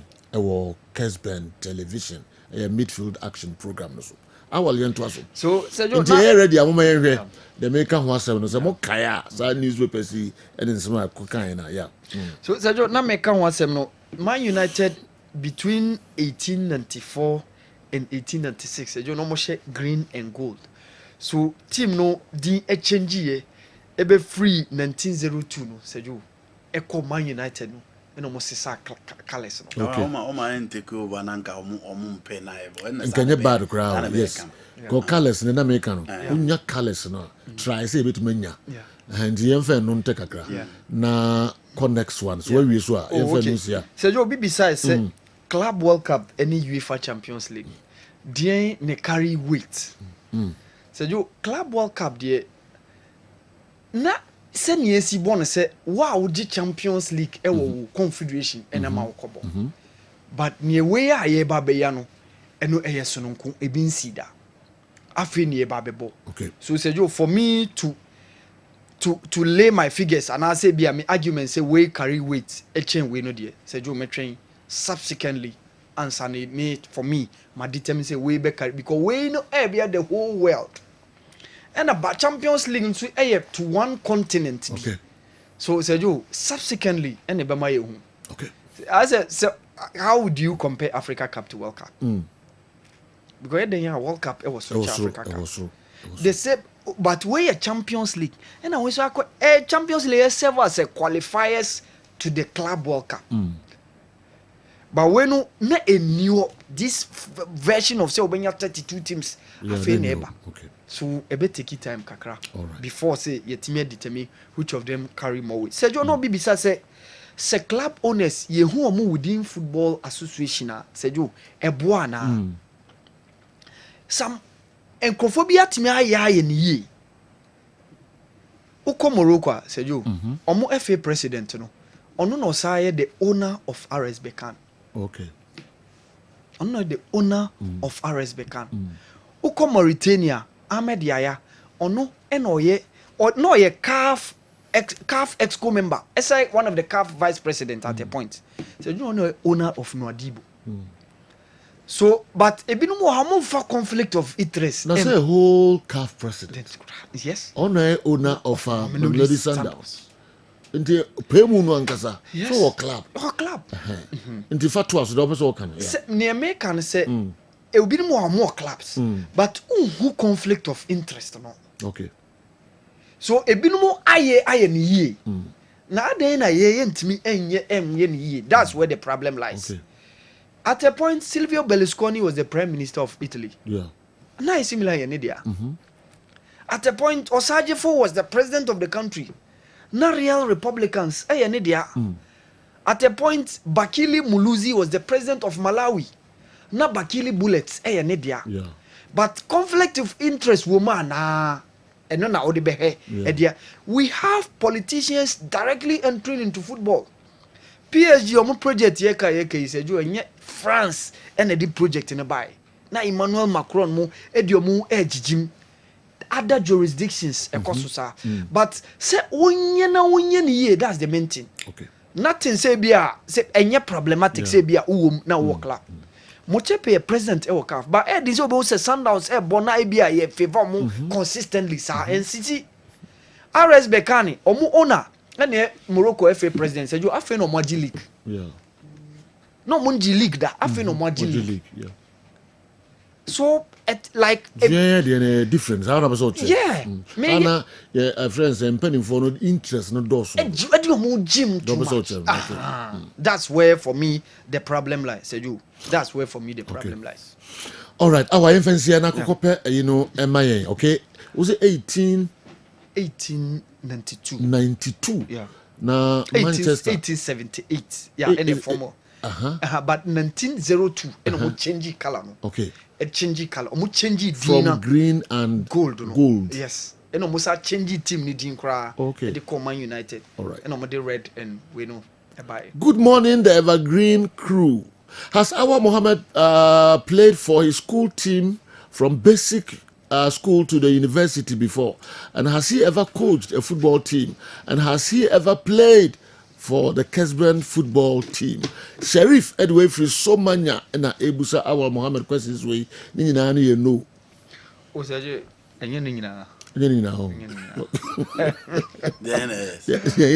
School league St. Augustine. Oh. Yeah. Okay. St. Augustine. Yes. Okay. JHS yeah. I was cast. I was cast St. Augustine. Cast. Yeah. Can say. Basic school. Yeah, basic school. Now, Obo school team. Yeah. Wow. And a PEP now. School leg no nkasa. Wow. Yeah. Position. Na me midfielder. Our. Yeah. Our passes. Now I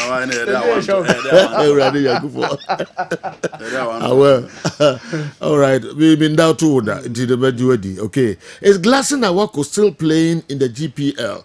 Kofina Ebusasa Asemwe Kofi Toronto, Canada. After the verdict on the Basque Nations abandoned match, I've learnt a lot from your show that it's always better to listen to the two sides of a story before you take or give a decision. What a great life application and education from your knowledgeable team. Keep the good work up. Kofi Toronto Edasepa Canada. Please ask our Muhammad again. If given the chance, ask our Muhammad, if given the chance, will he still go for Nicholas Jackson ahead of Semenyo? akwese frane ena di we efiri brekum Chelsea ebusa awa eye maybe sisi oba bebusa asasem no na ono so de ato ye name.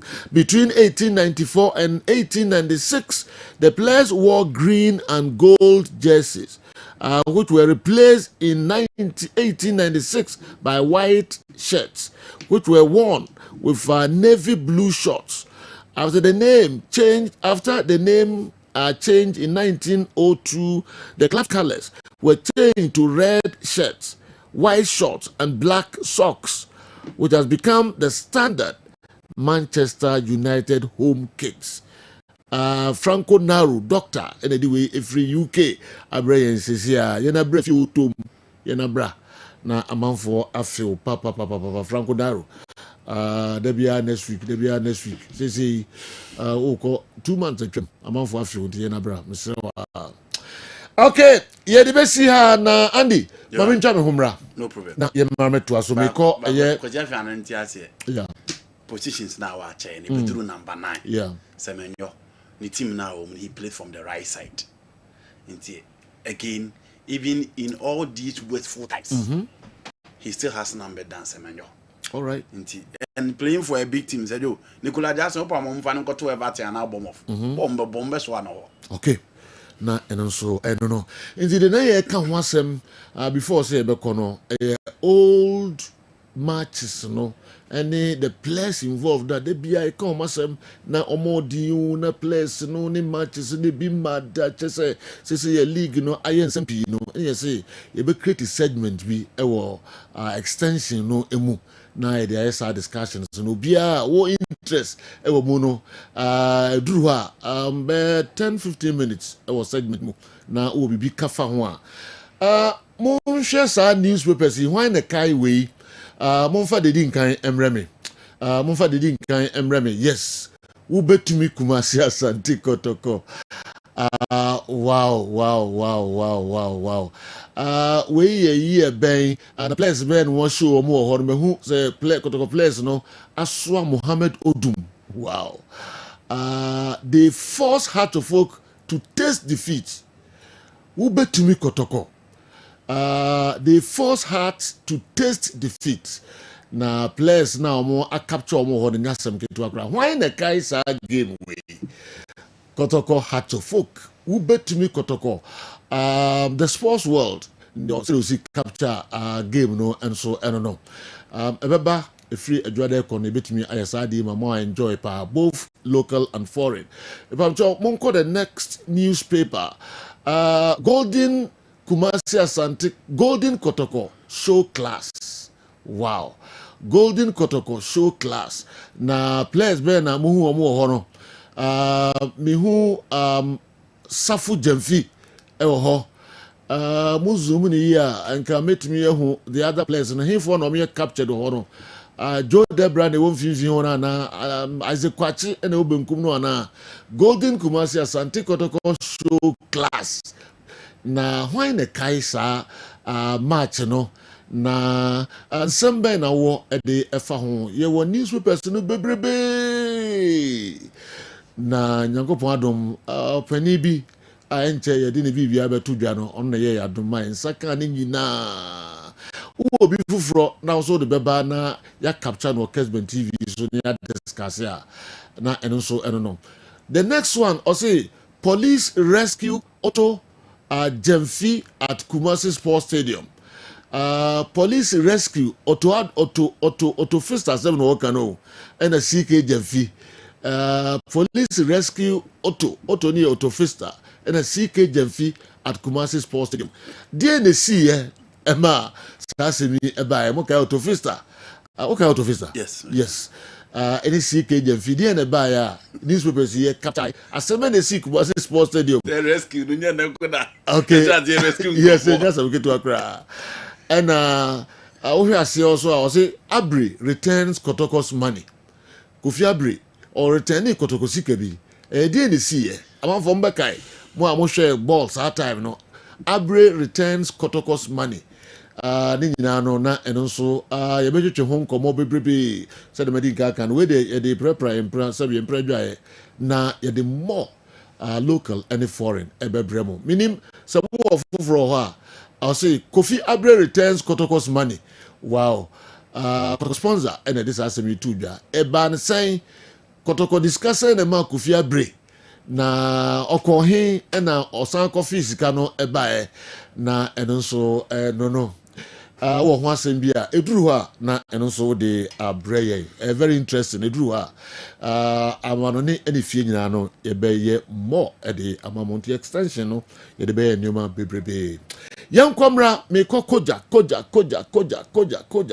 na makodi nkomo kakra ho ye ba andicam enso ebe yi nsem no bebre ano de amamo muso wo bi amode bebre yan mo fa meka ho na bibia enye kama pa eni aba na de jai so bibia boko bacho me boko ele nyakopon asepa bacho boko seju wow o ko wedding bia na say bacho de ejimo mata de bacho yinti we kojak de na mo di free for break kojak seju me da say kojak farm omo na e kojak procoda etimi wa pepon ana say cold allergy kata eno na ba wo so ahotimi ye hye titimi ye ya minimu ye kro honam twetwe honam ye obasabasa wo da wo ntimi na eno na yesi procode no eye ma wo na ye season pa anti ye friend seasonal flu ye season pa e one cold kata ne ba June July ya ye wo mu na fe e kwa animu no October hono no no nso etimi eba nti wo beti se wo bi hutimi ye hye pa no obre obo wa ne mfe ne mfe ye ne ya eno na kire se flu no abapa ben ye ya kai ne to procode ni binom Procode no and 3 minutes na sha say adwuma every says flu no influenza no ya papa otitimi ya pa usi trust say ya woni achi nyina ya utimi nya sinus pains ya Procode 3 minutes micronized powder ninti ankora no so saa akwada no wontimi nkan tro se na haye ne ya na de be mu ohu ni se obi anya code ni bi wo fie oromo na ebetimi asan akwada no wo sa akwada no ho ehye na ne hwene mu friendshu no ohu se code ni bi na aye oba no epacho man kojak procode enkwada de no ebe ye ntempa ma no ho ato ne ntem na de ha adwen wo code ho ni se amama be kwa kwhye wahra ha ho na entimi mbie ana se entimi mpie uhia bibi friend inspectorant abeboa mama na timi yi kama enu bi ewo procode no eboa pa kohihya wo wahra wonu mu cha home ne ho timi ye wo den enti no kojak procode no na mwa wo pa ebio no nso ye wo kojak regular fluoride toothpaste anopa ne anwumre de bia twetwe wo se eno ne ye kamfo de ama wo adentia eba wo se ho ban free ntokuro ho na asi ntokuro ketenkete a aba wo se no ho enipa we are good and bad bacteria ewo wonu mu wo mo produce acid and gas no emenum kamba acid no enso yankete kakra nso ama ntokuro eba wo se no so eba sa use Kojak regular fluoride toothpaste no na emwa e prevent sa ntokuro no nyina ntokuro no ba wo se so a eya kese etimi eduru ba bi a wo dentist wo betutu afri ho wantutu ayemwa wo every say ho ana kakayo sa kaka no bacteria ya de bo wa de ba omura sen na se ho no mo a obetumi akofa ohawa bre opa enti ya bo se no ho ban e ba ne sa ntu ne hia se doctor betu se ne ntokuro wo mu no afri ho ama wo no na ne wo de bo wo de no ho ban se de be ya ntokuro eye Kojak regular fluoride toothpaste e bo se no ban free kaka se proye ho na afi amasen no ayedin na sisi ntokuro nketenkete afri esen no ho na amasen no ayekama ebo no ma bia ema epu ahuru pa nti ufa ketewa bia epu ahuru papa na we use wache very very economical we use chepa fe Kojak charcoal toothpaste no bidie ne ade aye efisen pa obo ha ne se no atwisa enko ebia wonom tabi wonom tobacco bi medication bi iron syrup mojaduro anase enoma bi antibiotics bi bepacho wine ni nyina etima ose no eye tum ebi de ye bi de yellow enko bepacho use Kojak charcoal toothpaste no be content mama ho ato Kojak charcoal toothpaste no ebe contem active ingredient no bidie efiade pa anti na tete ne eboro body tire and the intimi for body to make officer open tem. Was sorry speed na wode nam afi na kobro body to there be enti Kojak say what be aye paste the amount na aboa ba biara wo bia no obetimi ayisu ama ho ato wo yisu Kojak charcoal toothpaste nso a enka boni bia wo no no eyi ni free hormo e ma osane ya kama eye Kojak charcoal toothpaste wo sini be fie bonu mrane say ya yi feri e be fie fita afei wo se femfem wana unum so a wo se femfem wo didi a wo se femfem e kire se wo sena e demineralize esen no ena me na ye hu no e fita no broni beka say minerals ena e form esen no se minerals no sha se we free homa sen da ho a ye se demineralize wo didi a wo se ne femfem o unum so a wo se ne femfem enso wo hie enso nyiro se ne femfem wo didi a wo bre pa no ena ye ka se demineralize dia we say udi kan fa Kojak P sensitive toothpaste animal wash Kojak P sensitive toothpaste you know udi twitwi be 3 minutes na the mouth wash na jam no be 3 minutes and na be 5 minutes okay wo wi a na wakofa Kojak F no na Kojak P no bibi wo mu a desensitize nerves no enti wo se na femfem wo na ye wo ya no ma wonte enti wo betimi adidi aye bibia Kojak F no eno na be siesie no yesese na demineralize ti wo se wo remineralize Kojak F no be remineralize sen no ama sen na fa ne tuma pefra sen ho ada ho Kojak F sensitive toothpaste animal wash no be remineralize wo sen no ama na fa ne tuma pa efra fi se mineral salt wo mu pa eno eboa bie wo no enso ye wo Kojak Kit toothpaste ayen nkwada de flavor ne twetwe nkwada no eboa nkwada ne pa nkwada ne ye de twetwe omo se omo ne je ye de adro so agu mu eboa nkwada bo nkwada se ho ban nkwada pentofe ene afemfrem ade bacteria wo bia nu mu enti ma bacteria ne nyini yie eye adwuma yie bacteria ne omo do so no no mo sesen no every so mo produce gas ene acid gas no ne yesi ma wonu bo nti akwada ketwa onam na pampa wonu num ana se ye acid no koko no mu produce no na esa akra ne sentokro bam kakakra betumi ayi akwada ne senti mpsra wada entofe ne mfremfrem ade no nti ma akwada ne Kojak Kit toothpaste on fa twitwire ne sen na daunting task ahokyere biara e wose sitwire ho no e be free officer akwada no na ni beje se obitwitwe ne sen e de ama no ya ne from 2 to 12 years enti eboa pa ya to obitwitwe oba ne sen na emfi ne sen na ma oba no ese ho ban pa afei Kojak range of toothbrushes and non so boa ema esen no yi baabia eye research na Kojak farmer ye na de hu ye se brush na odin pa na sa ne ye fi se e beboa na so na odin pa no a de di kan na we sen no de to so mienu na odin pa no ema ogam no se achinam no etwekwa akire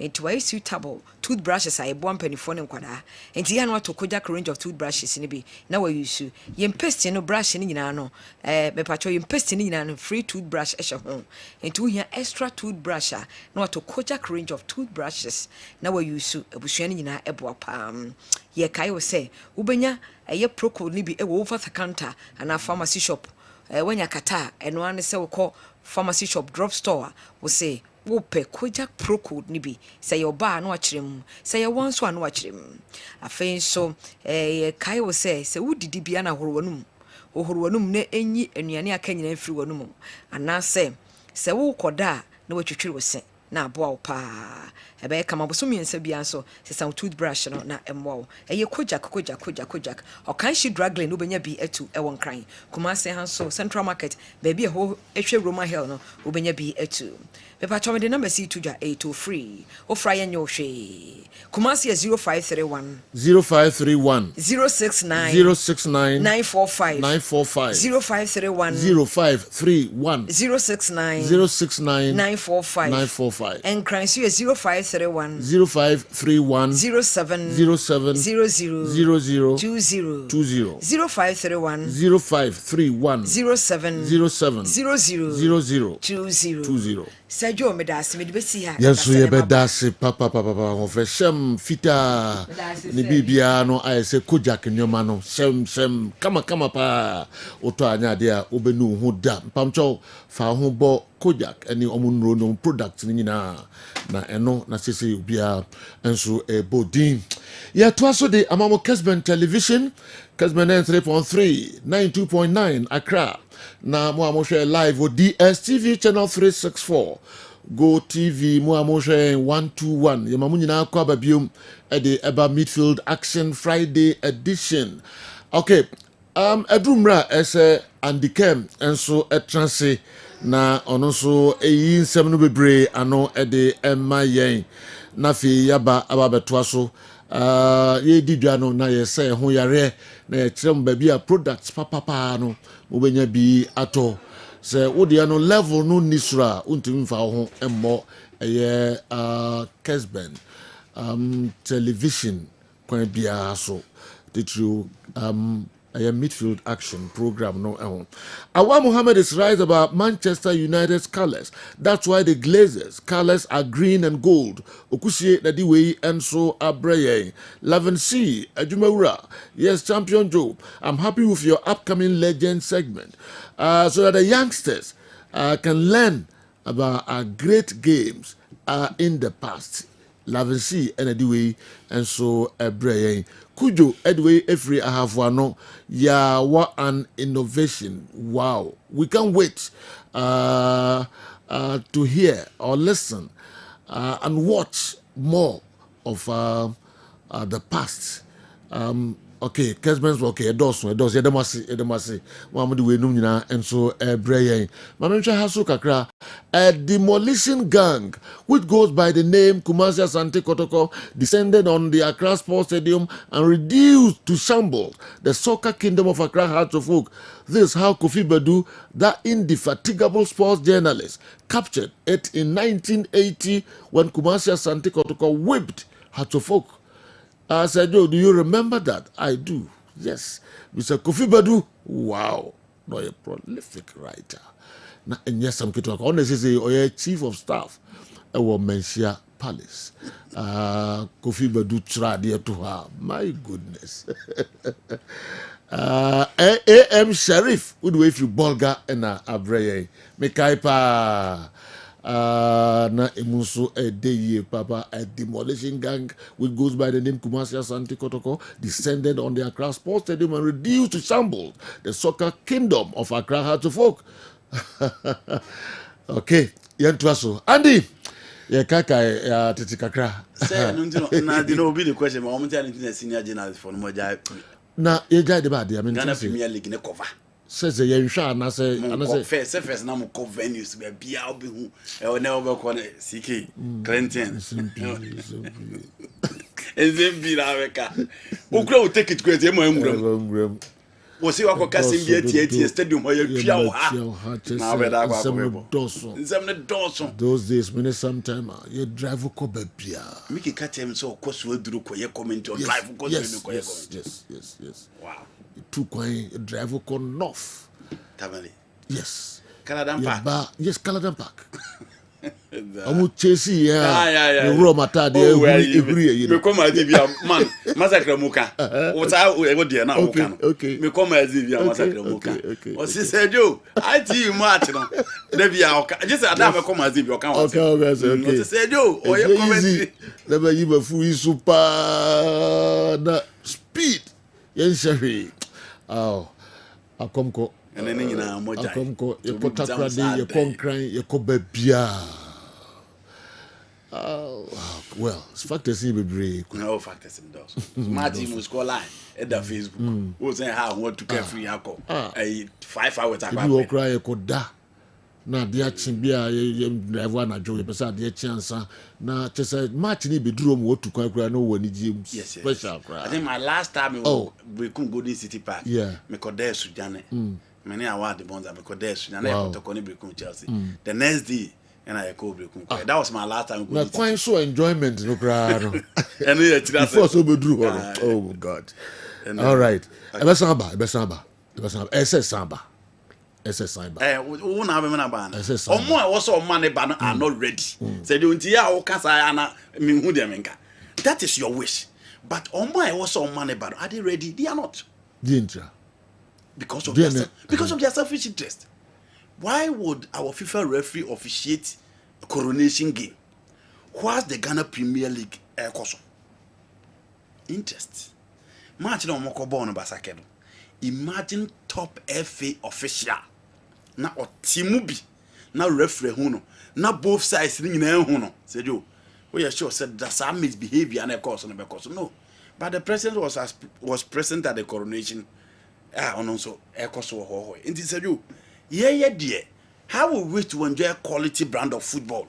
How will we to enjoy proper officiating? But soon ne pe. Ba omo ye ball no empese ball ne be baba. Okay. Nti ye de ye wish.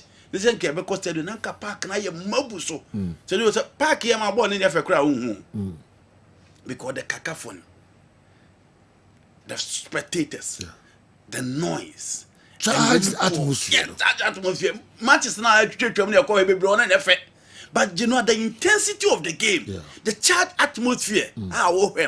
And no crazy you are doing free referee now there referee assign you are doing free so you are doing free first match you are doing free bribe obi so and I want enjoy football and you know year be your numbers across stadium no so and the leaders need to set up, the club administrators need to set up and make sure say a DNT na ye the year be your numbers no so and ye sanya mana ye na numbers no so tem ye nya ye na numbers no sam review.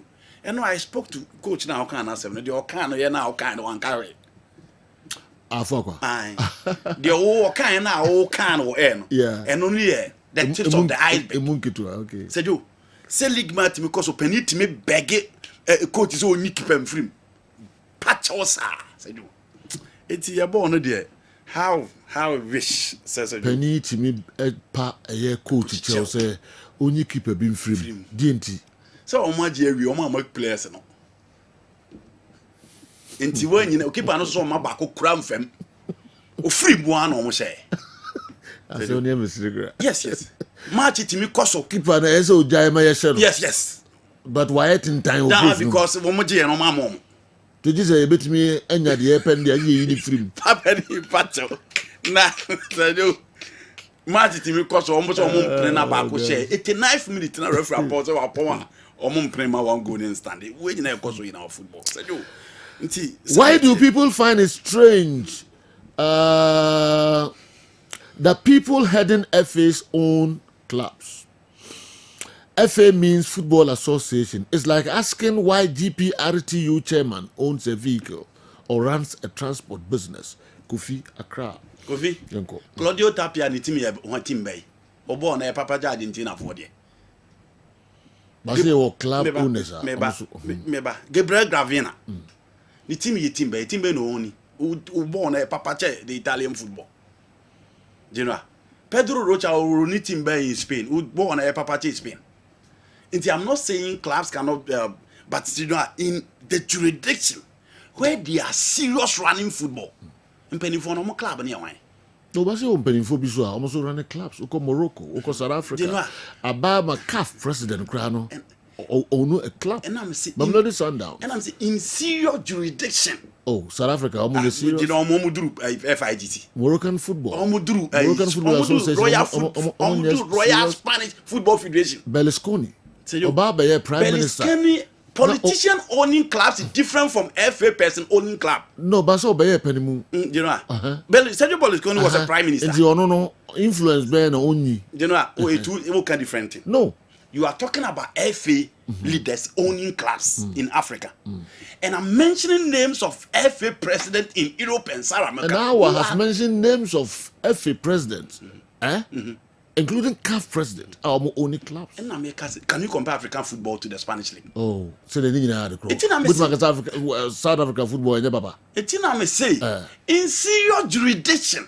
Minkaza never, but I won't even find to tell their member. It is South Africa. I'm on serious. You cannot compare it to the Royal Spanish Football Federation. All right, yeah, to in serious football jurisdiction, these leaders don't own clubs.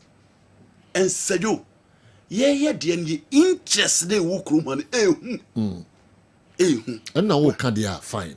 That's all only clubs in the middle. I don't see anything wrong with it.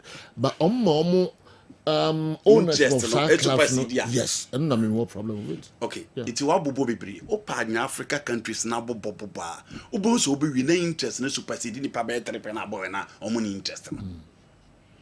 Obetimi aka South Africa, obetimi aka Morocco, obetimi aka all those areas. But all can no catch us only class, but more interest no na make us say. Some microphone na o can obenya be miensa na 9 pe. Do na interest beben. Ah well. Sana me pese be. Okay. You know, my mention say from foreign, I'm family with you. Obi busa say, pitch size a pana. I think say me my answer several times. Stadium ni bi o pitch size na ye pe. Size na ye boss born. Inti for Parc des Princes a 105 by 68. Ko Alliance Arena a 105 by 68. Ko Old Trafford 105 by 68. Ko Santiago Bernabeu 105 by 68. The old new camp 105 by 68. Giuseppe Meazza in San Siro 105 by 68. Sadetie. But Opa baby to say Anfield Sajo number no 101 by 68. Inti e say Anfield Park no mo bosso bono enru Santiago Bernabeu. Enru Alliance Arena, enru Emirates Stadium, enru Old Trafford, enru Santiago Bernabeu, enru the old new camp or San Siro. Samson Abba Stamford Bridge, 103 by 67. The Stamford Bridge, enru Sa Stadium akesia me boarding. Into stadium size na nyina enyepe. Oko Cravian Cathedral, no crowd ye we chiri kra. Into stadium size na nyina enyepe. Okay. Obisema United Nebito Osimhen. Numbers not to say, we buy 42 goals, we buy 32 goals. In terms of number this season, Kylian Mbappe and Kwane Betu jokers because of the goal numbers and in the indices a woman and a Bemane channel. But in terms of a proven striker, it is Vito Osimhen. In the Serie A, in the Turkish league, in the French league, in the national team, it is Vito Osimhen.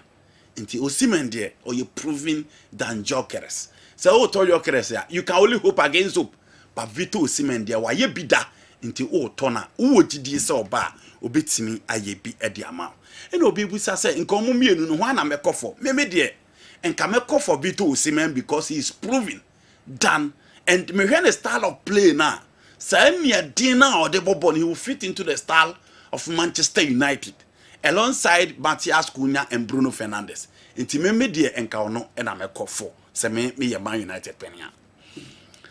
Benfica defender. Chelsea obeboana. Said you me advisor to any Chelsea penia or akofa Thomas Arodra meka chen so on sign. Di ti meka chen so on sign say. So hwe Portugal omu team na. Antonio Silva was rocheno. Goncalo Inacio was rocheno. Rafael Vega na Chelsea for some mumpero no. I'm the coach Juve no. Ono crowd both central defenders are still ahead of this player. Chelsea, Levi Cowell, Fofana, Badiashile, and Toyson. So omu pe defender, they need an upgrade over the four. Player ye matured or experienced, or put to the highest level. Unyo be to say Cristiano Romero no jire chile wa. Unim se ho jina etua. Those are the types of players. Nyama Queen also no jina chile wa. Unim se ho etua. Those are the types of players they should go in for. Into 80 million euros for Thomas Arojo, Genoa, Esika Kessben. They shouldn't waste their money. There are players who we are here. Okwa ombetimi ababroso echa brantewe all the same class like Levi Cowell and then Fofana Moa ne modiboni nisru pepepe until they shouldn't waste money going for these players while other center backs are available or more experience to help. Women's Premier League side Ampem Dakwa Ladies FC today June 13th announced William Kofia Fuaka as their newly appointed head coach. Their interest is to help raise the club once again after losing 2 consecutive finals. Afaga, young apostles Afaga. Oko. Wow. And they were 3 young apostles. Says he will die at Jumana Wayan. Tiento asonko. Who dey ultimate brush aside no. Ah, na adwuma na wo ye no yendua ka. Wakodi 2 months yendua ne ka. Ndi adwuma na onya no be. All right, you go. Ghana there. The actors on the field of play, the coaches and the players are magicians. Omoni nyame na mo nti obe ne day. Now to Florent Vase, what he brings on board. Florent Vase is number 10. Now I'll call him an auxiliary number 10. Number 10 are obo 10 nechi ebuano. Onye the Kupama type. Onye the Odegaard type. Onye the Luka Modric type. He belongs to the class of Bruno Fernandes. Seba goals. Eba yen for ball in running at defenders. Eba yen share. Eba si yen assist here. And only Adia or Deba. He's not Jamal Muzela. He's not Messi Ozil. There be onye bia. Inti Abrantia or the TVC. The Odeba or Liverpool new goals ni assist. And only Adia or the Eba. And on who saw ha. Or peki the space is all the forwards let the right side space now be down no pick it. The left side space now be down no pick it. Striker and space now no pick it. Inti the pocket of spaces behind the forwards and I don't know pick it. Now pick it and the ball not towards them. And only Adia Florent Vase at the Eba to team a friend Liverpool. So almost actually on the left obey me as support or on your dazzler, but or your proper scorer and or your one player ultimate creative Emma striker to score. And now see her as a young player. Obi se Brian Buemo, any Jadon Sancho, Anthony, any Sancho. Bona and Buemo, Babe Bo Man United. Into ya dear Chena Sancho, Dortmund. And I say, Anthony, Ayasa, and I ain't your Mokako fan. Miniana Obusayano. Mbuemo, Onyadi and Chena Anthony Wayas. Onyadi and Chena Sancho, Dortmund. But the fact that those players fail does not mean say Newcastle Man United top player. Again, the fact that those players fail does not mean say Man United go for him. Say you good players, top players on move to team akofil. But you average players on my team abe performing. Michael Carrick na fair any Juan Sebastian Veron. But Veron Manchester United, he was a flop. But Carrick played very well for Manchester United. Eden Hazard said you, and you Rodrigo are fairly Hazard. But Hazard failed at Real Madrid. Rodrigo has glittered in Real Madrid. It is a football at here. Ubetimi and you be a performance going this room baby. But Okwa no Timmy Afa. Obisu ya dear Pakwa no Philly. Sana football at here. Say Fakao Munaba. Fakao Gonzalo Pipita Higuain and then Shevchenko Munaba. Team a friend Chelsea Babe flop here. But Nicola Jackson I bonnet is our son Tammy Abraham who goes on Babeshe. Sa place Yentinya be a season for Chelsea. Into football there. The fact say Jadon Sancho ebe failure Anthony be failure interest Brian Bobon so ba untime emo.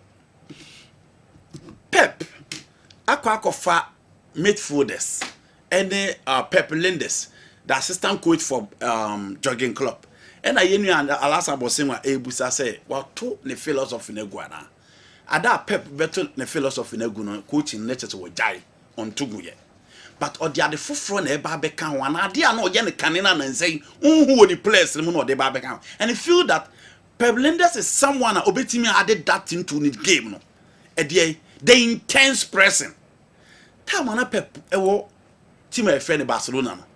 Barcelona lose match e lose baller. The wide shadow, the intense pressing and all the team so the recover the ball. It's a recycle play. That is missing for Manchester City game. No? City for lose baller. And then tempo the recover no. Sanya man a free. Until he feel that Papa will be team the Sadiana Babe, the rapidity. I know the jogging club with team no. Obe team the Babe Man City team no man team yakoye. And Pep going for ball carriers. Pep Guardiola ohia players a won be crabble no. Opponent team. So you keep the ball, don't give it away. Intina Rodraba wasan call for Ryan Shaki, wa call for Abranti Efene Tijani Rendes. Or pe mo be crabble no. But ulu subon na e kwa be na be fa so age. And into the Pep Linders ababeka ho. Sergio Maybe Maybe straight. Okay, before so Maybe you know. Commercials kakra aba. Now, Laven C as a champion Joe, our game was competitive back in the days because those at the top didn't directly own clubs, so there was transparency and justice. This turned out good football and great players. All serious nations won't use this model we are using in Ghana. I'm with Andy on this. Owners of Barcelona, Madrid, Chelsea, Bayern Munich, Milan, PSG, Liverpool, Fenerbahce, etc. And the ones running the various FAs in their countries. Because of conflict of interest. If we want to bounce back, the FA must be an independent body. Laven Seal, Ajumawura, the Onosode Abreye, no. But ye busa, mi busa se mu ya to hona yakwaba. There is a difference bi omwa. Those days na Dr. Nyahota Maklu, or FA president, no I had to folk. Adekoka, FA vice, Great Olympics, SK Menu, FA, no Kumasi Asante Kotoko, Alaji Jaula, RTU. Na yina enim de na ekoso Nana Blue Butler Sam Blue Butler yes dwarfs yeah. Na owura kwesinya ntachi wa all stars.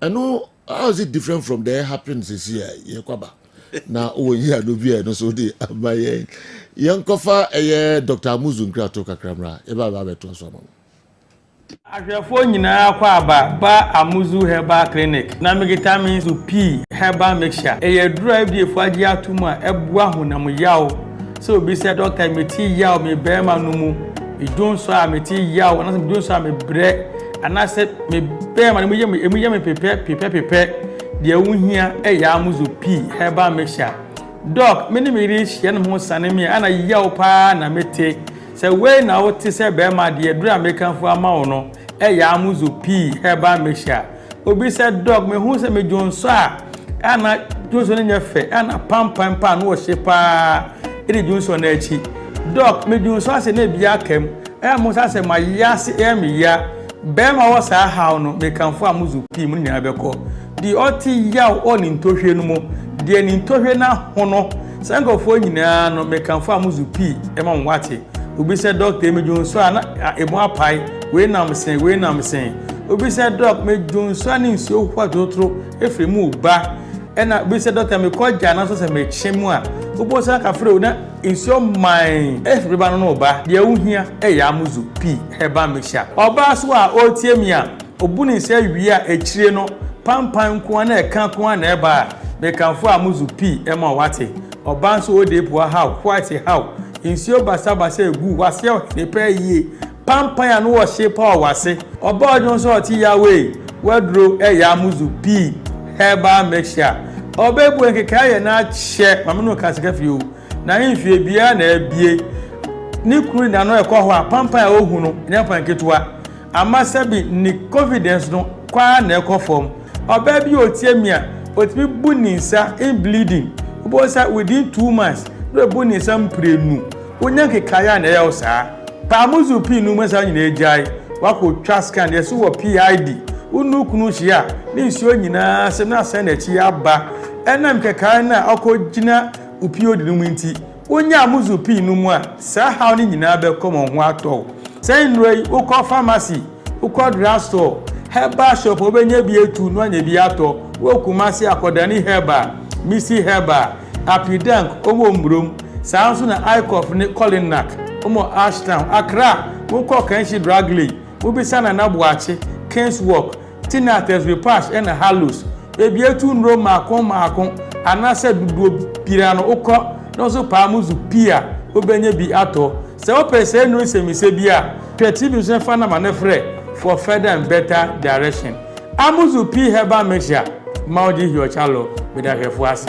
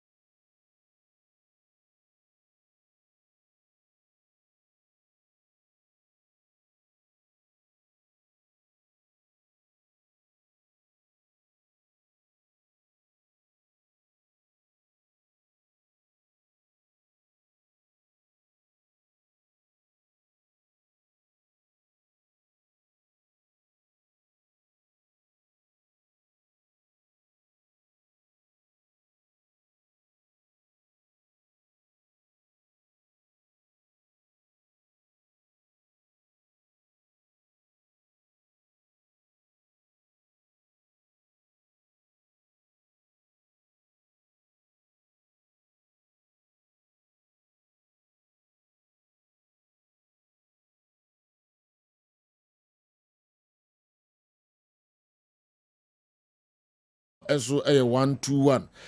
All right. Ma yanko Grace Gift Dr.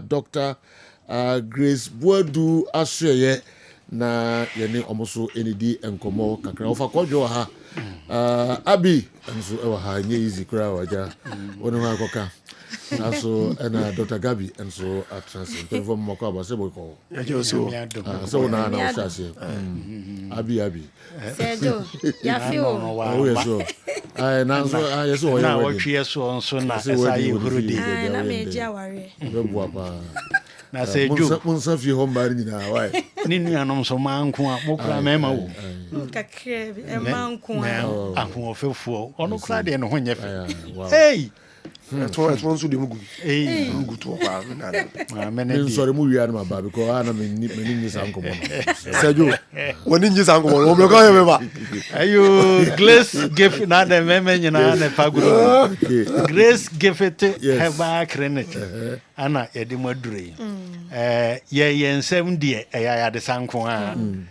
Ya no mo say the enchinen kanfo no ho me de me aminim se me bɔ modene no a onyankompon achem achede abibidure fu aye de ye duro no ka na nam sa yade no ye mo ye ho aba so sen ye bobo ya aba so da wo yade bi e ha obi e firi utire sukosi wo nan mo were na se wo de achina na wo nya ho ne pumasibra na se na adura bra wo hwim sukun kwanta no so ha Asiofia kwan so ohwim School Johnson ho na obesie na busa tesin droba fo no mududu ho ne se ope Grace Gift ubusa ya de ensa chekere kwan be kire se ene wo ho no wonfa ka biem ho fe se de esisi ho di ho ni no kura te wo ya de so na oba na anesefo ho fefo sei no chekere wonsa busa ansam do komando kotani no a ya de ne te se hwan kura wo so hono enti bra sanso na uduru pumpuni mantem so akwapenta town nkran ye wo achimota new achimota petroleum ye ne family laugh kwada sukuu no ene hwene mu ho ho so de ene ye dutwam kra enti genomesi na adokotafo yi be kasa yi wi a frɛ wo ya de no ene dokotani ni ho nkomo ebi wo ho a telephone no so osawo ya de wo ho oma ebi wo ho nso a obemu aba na edi yie atoyie no anya wo fa ahode Cello 54 tele 0543 tele 2 32 Cello 00 tele 30 Cello 54 tele 0543 tele 2 32 Cello 00 tele 30 Ana Cello 246 0246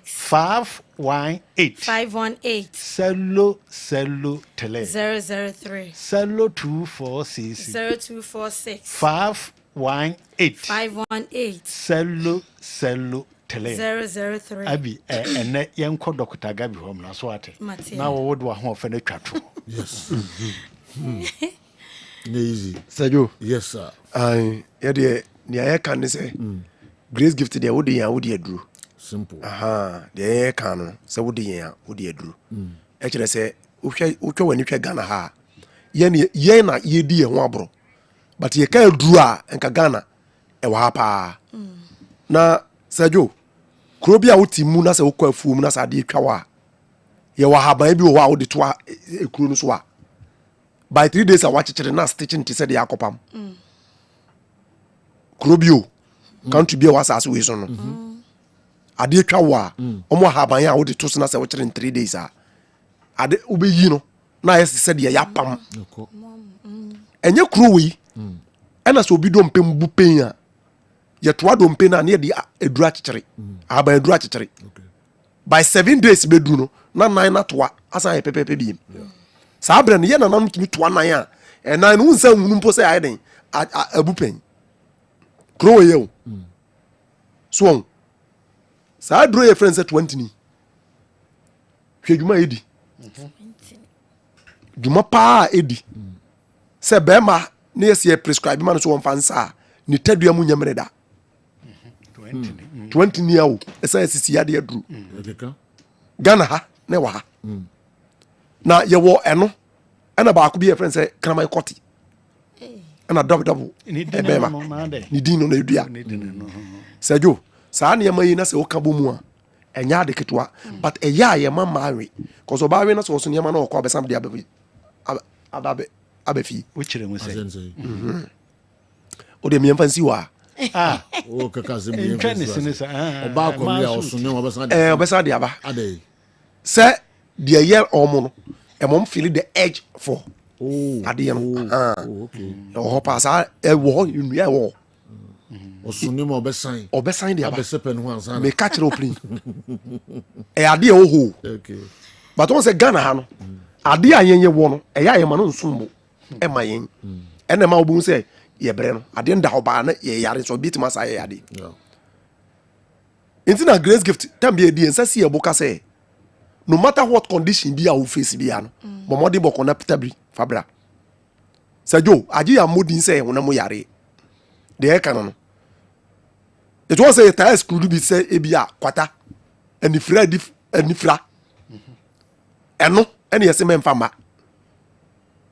ɛno deɛ mɛmfa ma kwata ɛna anifira ɛno deɛ mɛmfa ma mum so mɛmfa ma ɛna obi a naso asie ɛno so mɛmfa ma apart from saa nan wei a makan ho asɛm yi ɛwɔ yadeɛ mu ɛwɔ widiem sɛ yadeɛ nko ade a fabra because enuro hwɛ sɛdwo hwɛ onim aba bi yɛfrɛ no bitter melon twi yɛfrɛ no nyenya kala wa ha nkochichiri mi wọ́n sẹ́ tètè nkan tètè no bẹ́ẹ̀ nananom ọmọ yẹ ẹ̀yìnfo anásẹ̀ warriors ọmọ tá akọkọ no ọmọ tá gu ọmọ kọmpa very good sẹ́ ọ aha wọ́n bisa wọn sẹ́ díẹ̀ ntí na tètè fọ́ no kọ́kọ́ a yẹ́dẹ́ sáà díẹ̀ náà yẹ́ egu ọmọ kọ́m ní wọ́n jí di sẹ́ ẹ̀pam wọn bọ̀ ni ẹ̀yẹ́ sẹ́ wọn bọ̀ ni o wọ́n sọ ọmọ kọ́kọ́ no a ọmọ òwú kum ọ̀ yẹ kum nipa yẹ tutọ́ no dọ́n bi a ọmọ kọ́ no nipa na porɔ ɛde bacteria na ɛde ɛba to mu ogidie bi sɛ ade etimi ma airborne disease no etimi drive them away ne saa ade ne kan ɔmo sa mentality no ni nyanya gu local mu ajaja wɔn sɛ na ade nti ɛnyɛ easy o no kra yɛ gonorrhea duro ɛyɛ yi ankasa o isa infection kyɛ sɛ nneɛma yɛ nya de ketewa wɔn sɛ ntini mu pressure mpo ɛyɛ ade ɛboa yɛ wade wɔ Ghana o first Ghana ne nnua ɛyɛ ade a naturally asase na de man hwɛ ahaban te sɛ sɛdwo sɛ meka sɛ mebiebie nyanya ani so akyerɛ wo a woyɛ bɛhyew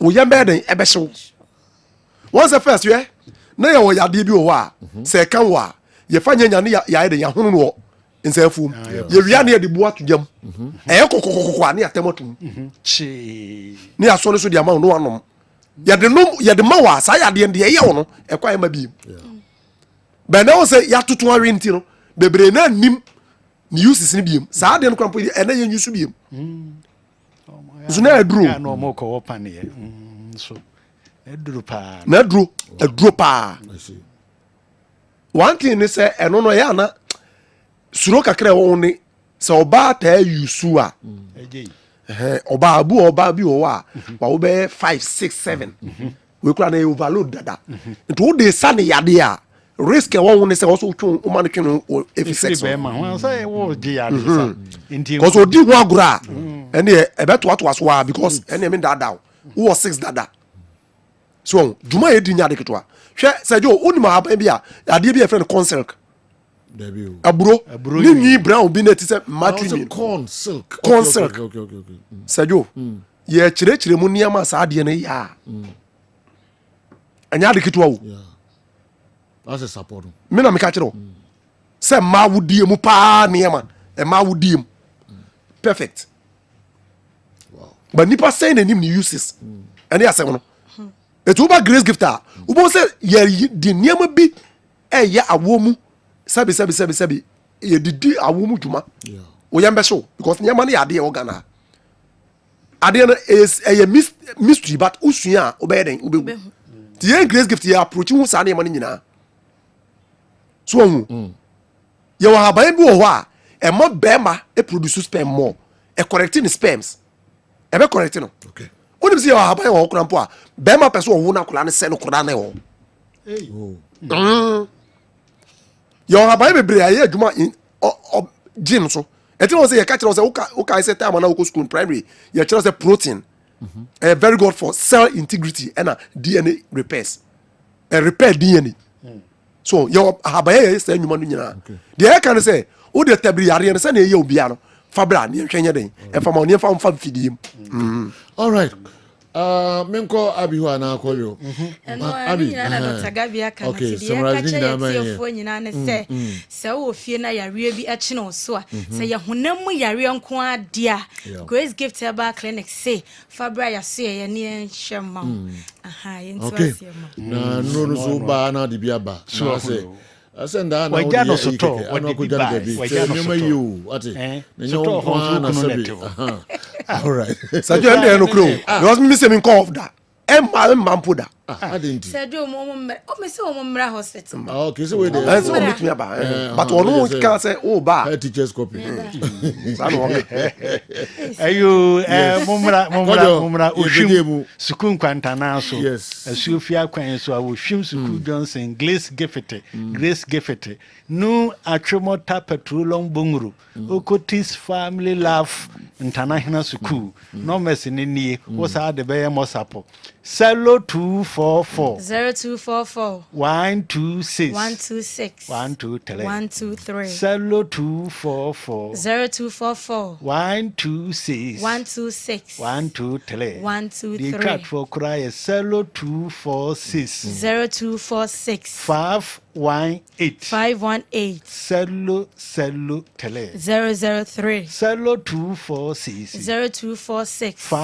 518 Salo tele 003 Echia Dr. Moni akwesi amu akwanta pa. Okay.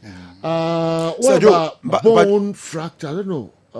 What me ye numpem papa you be wo baby enu anuro no.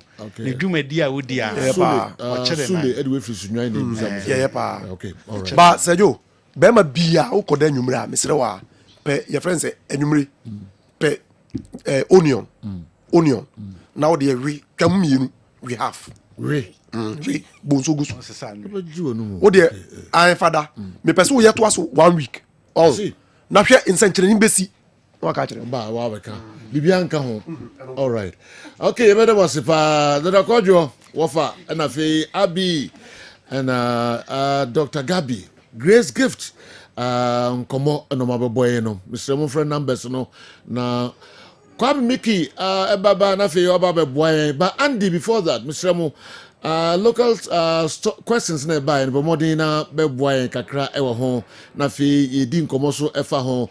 There's no country in this world that appoints FA president who is not into football. Before you become a member of the FA, you must be into football. FA president owning a club happens even in the European countries. How can anybody be a member of an association if he's not into that association or linked into it? And the cab is forgetting that FA is an association and you can't put any member of the public as the head. Can radio presenters or TV station owners association appoint somebody who is not in radio to head that association? Will Mr. Casey stop running Kessben if he becomes president of Radio and TV Owners Association? Okay, and Julian Caesar, and so the way Amaneno, conventional laws breed corruption in less sophisticated jurisdictions and the all kind.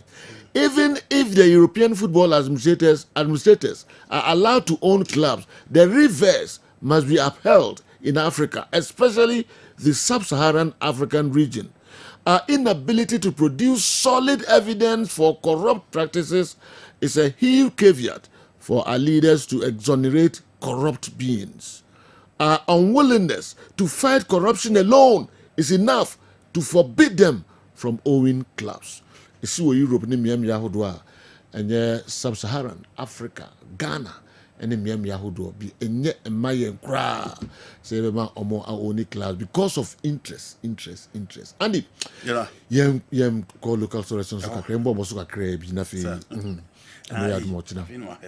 yeah.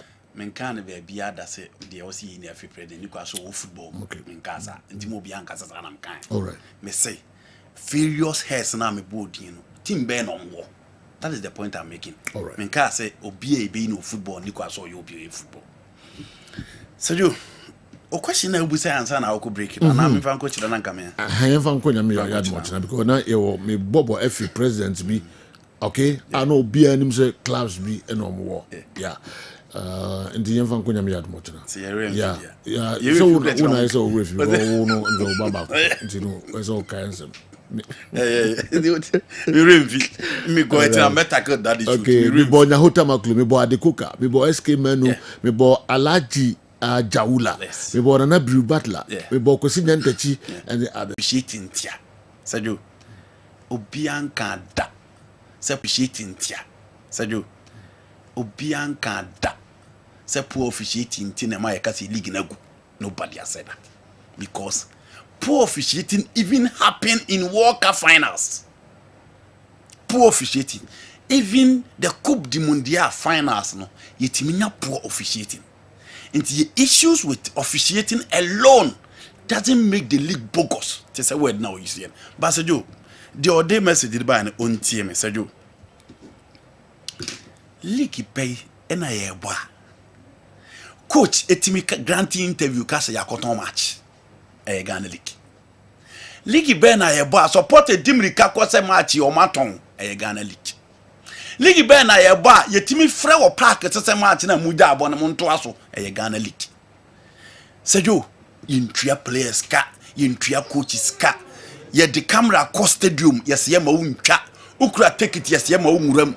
League Ben na yebo yetimi ya announcement say team na eba no mo players so mo mo to because 5 match de omo ka ni asesa team a obi ani bo mo players ni de omo ka akọ league match fa ne Ghana nti sane ma we Sergio eno na ka bom a e man crofo ka se league na sei ye league na tete ye league na pro sane ma we ye timi nya top scorers in our league na yan kasa ye wo ha we don't have to that believe in those players because ye ojide se goals na omo che na nye papa ye timi question match say match we class no da bi o mutwa adenti no match we nkwado man phantom website yetimi bom match ni se match we enya de se ye match Africa na man kutwa ya mpa na e no kre matches ahodo se na o wiase e ba be boss call line yeso e social media ye discuss sa enenam platforms sa Ghana Premier League Sergio enti e sa na man combined and ma a lot of people raise concern because Sergio yetimi chase fan e was yetimi chase penny was stadium ni akoji politin bag won ho ye wa ha na club administrators e chase referees o park so enfa na ye ho bie Ghana football league ya Sergio nti eno na man crofo ka be manti mo ka say ye league no nye papa sa na ma we unte no ba bia just Ghana ti na ya kasa nti enye poor officiating ko a enye referee ko di ya wani ni ye eno de ba bia bi ho the top referees Jesu Jema Azado mo mutimi di match hwe Hernandez mo Ricardo de Burgos mo even my own Osato Simon Moseniak o mutimi di match nya badi Frank Sualetizie o mutimi di match nya badi it happens everywhere Pasejo ye de say revelations na sha say ba ya na oso ano a enye yie ti na mka kire o say Sergio afọ akwasem na o kan no it was just a tip of the iceberg and I know want Kotanko interview no so yes so am so ya motete first matches na on the obetu players na for say sa na ma ne koso a eya omunyai nti Sergio sa na ma nya na engulf your game na ema ye lack that integrity ama ye the confidence in our league obese I want to know coach Kase Mengala asem no kan you know how Kase do I we say bit me atie sa asem nti sisi coach Kase Mengala mo e boys na ready anka ye ntie na ye head nti asem ankasa o kan ye obi say me assure mo say silence akotoko be ni nyina na silence how to full be ni nyina no e de eno nko a say you him say voice na ready voice ni nti akra all right. That's why I say it's a lot of factors contribute towards this, a lot of things. Because I think we are a little big problem. A little big problem. Within our executive, there's a problem within. I know if you are not united, that's what happened. You can't progress when you are not united.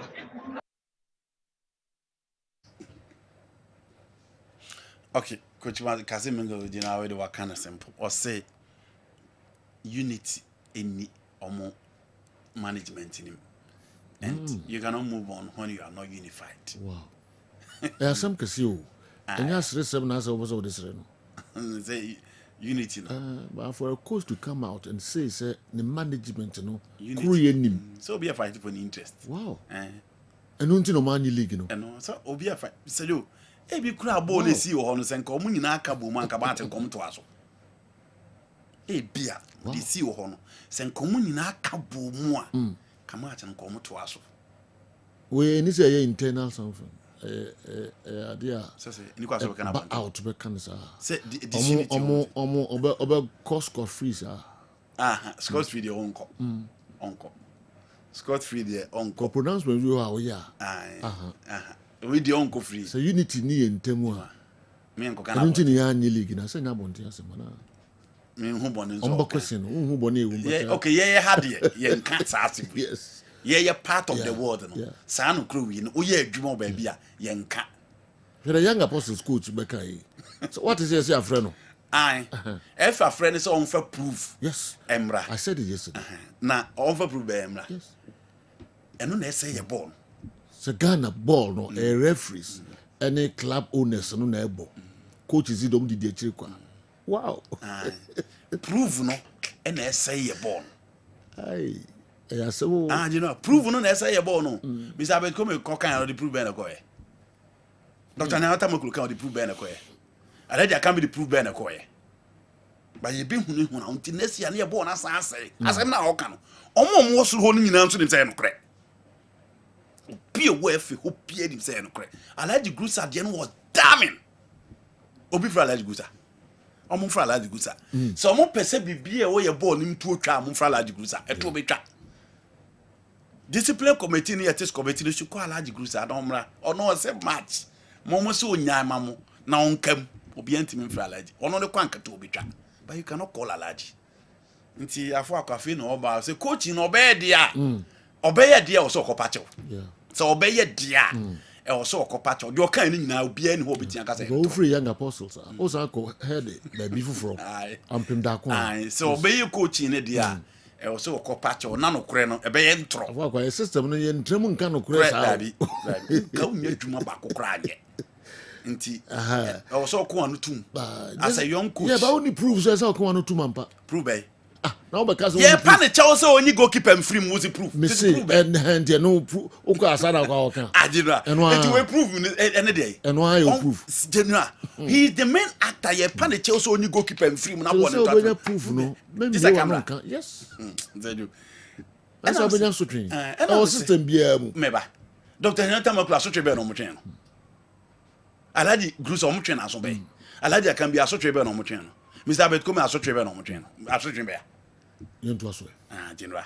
Nti mo obi ankotwe na so no kre no kan. Mo tina mo ball mo hwe bi no. Enu ntina ye mpanimfo no ball no mo hwe bi. Sadio. O mo hwe because o mo nim say ye ball na e ball no. Enye finchem ne ye de ball ntina ye ball no mo hwe no. Nti o twe eye hunu akwa afọ akoda bia ka no kre sa. Ka no kra na akwa no kra hu. Sadio.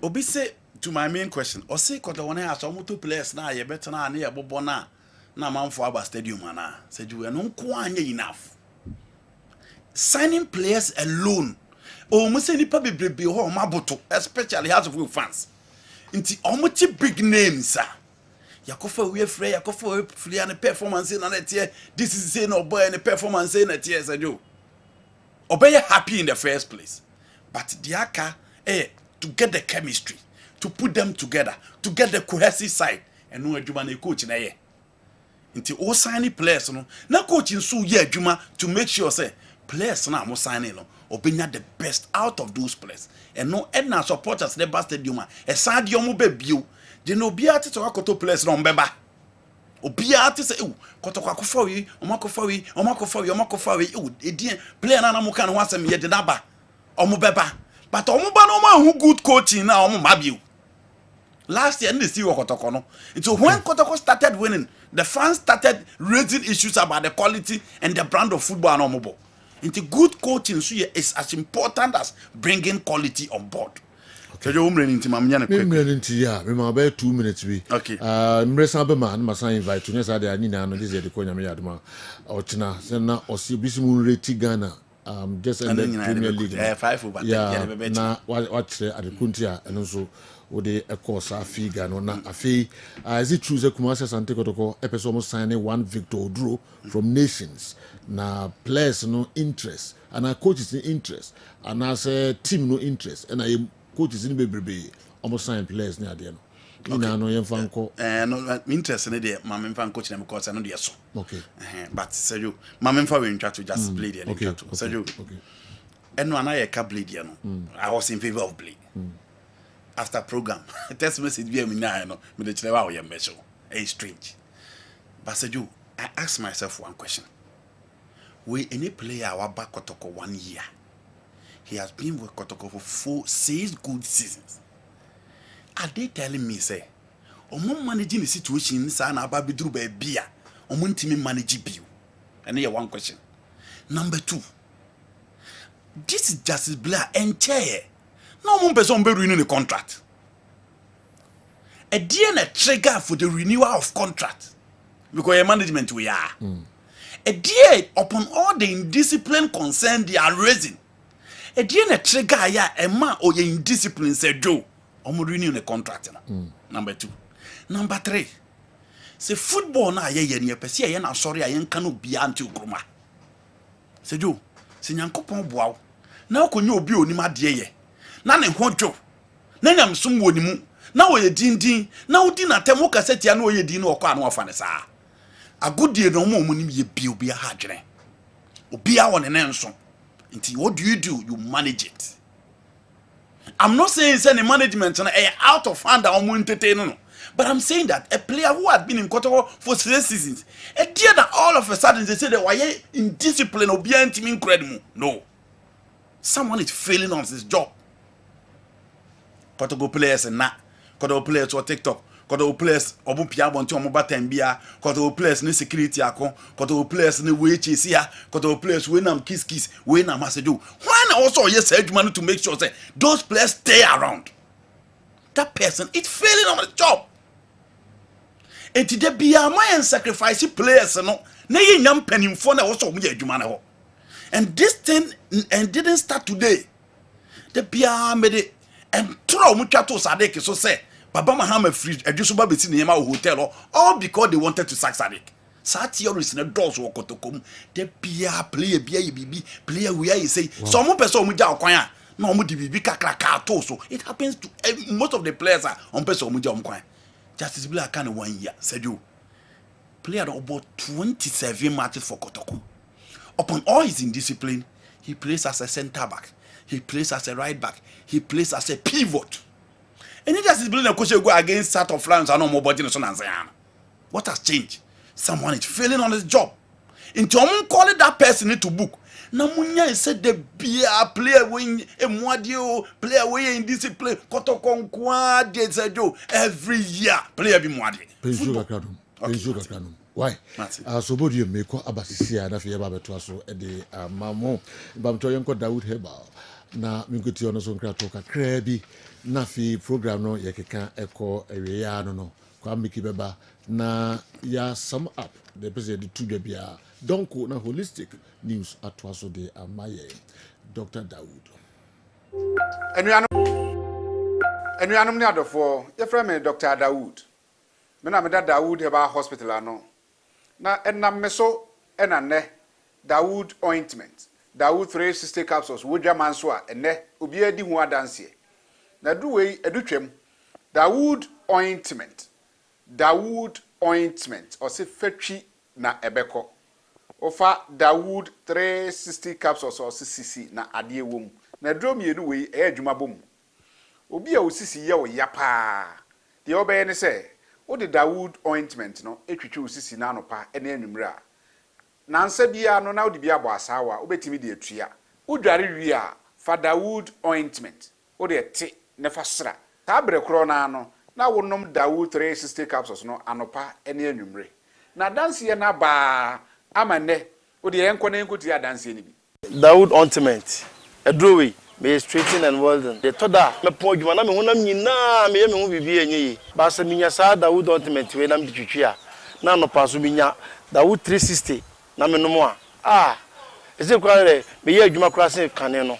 The drawing de edi masema ma na be di so asema ma. Electrician na ye adwuma ekofia yentimi na Dawood Ultimate. So ye adwuma na obra okodru fia fa twitwi ade be che no na ho aye den Dawood Ultimate fa twi keke na ebeko. Rua me use for mama hode pa ma metumi gba adwuma bibi e kama e ma me ye. Dawood 360 capsules.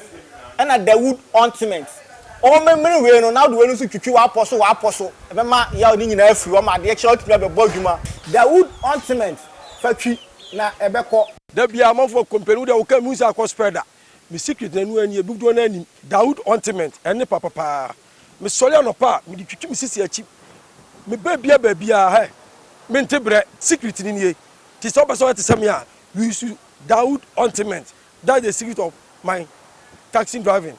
Me a transmission gearbox specialist. Ejuma me ye. En kan na me pega ade a na me nsakura ntimi pega. Na ase me ma ade so na lock me sisi. Se say free se me share Dawood 360 capsules. And the Dawood Ultimate.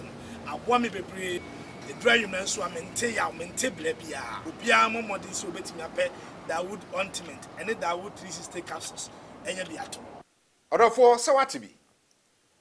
Aduro ya meka ho asem no. Eno ho adanse e ne wono madi no. Ko pharmacy e ben wo. Herbal shop e ben wo. Ne koto Dawood Ointment. Dawood 360 capsules. Na se de enkrofo di ho adanse no. Wo so be di ho adanse. Wo pesa wo frɛ ya. Eno na wo screen ase no 0244 88 64 37 na 020 168 1717. Baby a yeton aduro wo man Ghana mu bia no ode wura house ope Dawood Ointment and Dawood 360 capsules. Okay, yensama mu nyina akwa babiom midfield action Kessben television Kessben 93.3 Kessben 92.9 Accra na fimu amoshe live with DSTV channel 364 Go TV channel 121. Yensama mu nyina akwa babiom yeni dwabin Rural Bank mpanifo ebedi enkomo na yede aka no ababetwa moso mpanifo ewa ha Michael Amwa Ade ono ye business development manager and Benis J and so ye business development executive mbidi nkomo kakra Miki akwaba Benis moso akwaba ja se boko yakobado all right idim se mo ba nsem denko a na modi breye yemfam kakra investment ni savings product no nsembe na modi betu anima fa dwa Rural Bank yo jolaka eda CP na yede enchianso e free job in Rural Bank ena mo fi di kesi so mayen customers nyina ba bibiara jo afidie kopim bia no ya chia wo mo na ye sai ato enkrakase akọ atonsu fu amo ho nyina oba bia nyinsen enche obewo Jabin Rural Bank nyinsen wo atonsu okay enche yebewo branch enu nti mo hwe anim wow mo hwe anim atonsu good news good news pa ema atonsu fu nyina mo hwe anim ebra enchere ho kra mpo no oba na wanyinsen no eden a obewo Yolaka question na ubusa no say investment opportunities ben na ewo Jabin Rural Bank na investment opportunities no Yolaka measures here free shares ya de bia ye ba ye sheda bo ho de ro ye famre na ye kasa ewo ho no eno bank na hu say enema enipa pi ewo Jabin Rural Bank ye shares Yolaka ya na mekase enipa ewo Jabin Rural Bank ye shares mu no sabi impreduasa wakoto share o baabi na de toto ho a onye oyonko kra mpo ne emfaso a ewo Jabin Rural Bank ye shares ho na obi busa me say eno nti Jabin Rural Bank shares no emfaso say ya na wom eno nti de bia ye ba yesi su no jola ka de men say ye tie fo mre me kan be ahodo mi ansape na omahunu say oye investment ewo Jabin Rural Bank na ope emfaso chichiri die a ene na shares any investment also here also will be Yolaka say we investment e wo Jabin Rural Bank die di kan me gidi ye say investor bia pe baby or didn't sika kwasha ubenya emfaso so ana jo meboa investor bia sabin brothers oma omoye real investment no or the sika ko baby a ne buta nyina ne se baby or this kan ko she no o semfaso ye den efiri hoba na eno ne assurance adwabin rural bank ye dey ma investors ya mo person mo be invest o musika e wo dwabin rural bank ne se so what was sika be she dwabin rural bank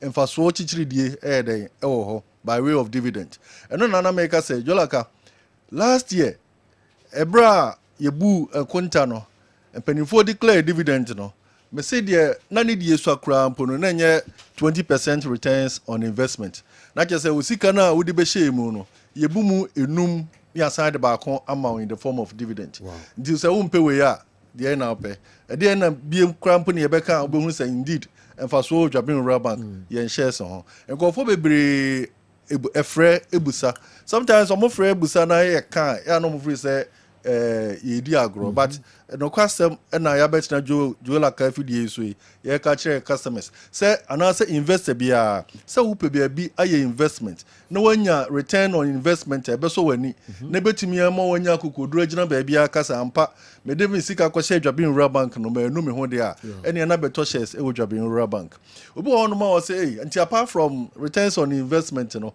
edi ebiem pa na ye so special about dwabin rural bank investment in shares no e da stronko Laka mpanimfo ete bank no sa time na 1994 na share per price e 1 peso can it 1 peso pa no na de ebia mi hunu se de mesidi aba but sa can it 1 peso no na eye sa sikai 1 peso no na anyina na ye to no 50 pesos what that means is say price no enyina fa akon enti enne samato 5000 Ghana cedis no enya 10,000 worth of shares or china price no be 1 cedi a year 1 cedi na immediately mesika e share dwabin rural bank no no every 5,000 Ghana cedis akọ 10,000 Ghana cedis o say pay investment we na the na open investment ya Laka say odu usika enso ehema ade a investment we eye ema obibia krampo ni say me predu so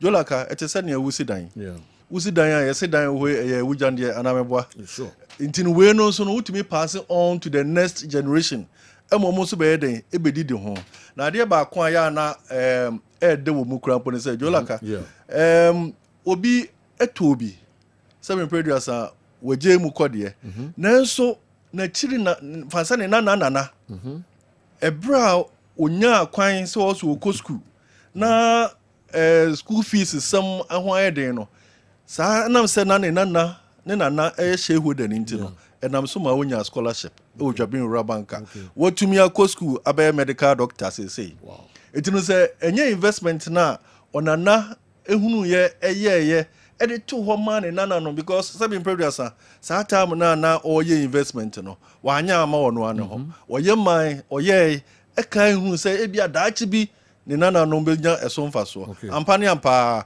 obi enya somfa so enya scholarship ama ne wabeye medical doctor efa so ba kwa wonya no na obi bebusa say ene say etisade a ebede krapo na matumi abeto shares e odwabin rural bank ena say me to shares no so a dodo say na matumi ayede ato Laka dodo a obetumi ato de sika bia yebeje dodo a obetumi ato do bre 1 million Ghana cedis a yebeje ni ato shares ni bia ma na mum yese untumi wanye scan to be crampo no de bomode na chance nkakra 50 Ghana cedis eye ubetumi de 50 Ghana cedis achase na Laka de ya na me de ye futuo ema ye ne de 50 Ghana cedis ni 200 Ghana cedis ni even 500 Ghana cedis chase ne say aya bomode na san den etobi ka ho na build we shareholdings no ema na nkosro because ye share dividend na so obi nya 200,000 Ghana cedis worth as dividend a 2 billion as dividend na bia won so nya 500 Ghana cedis as dividend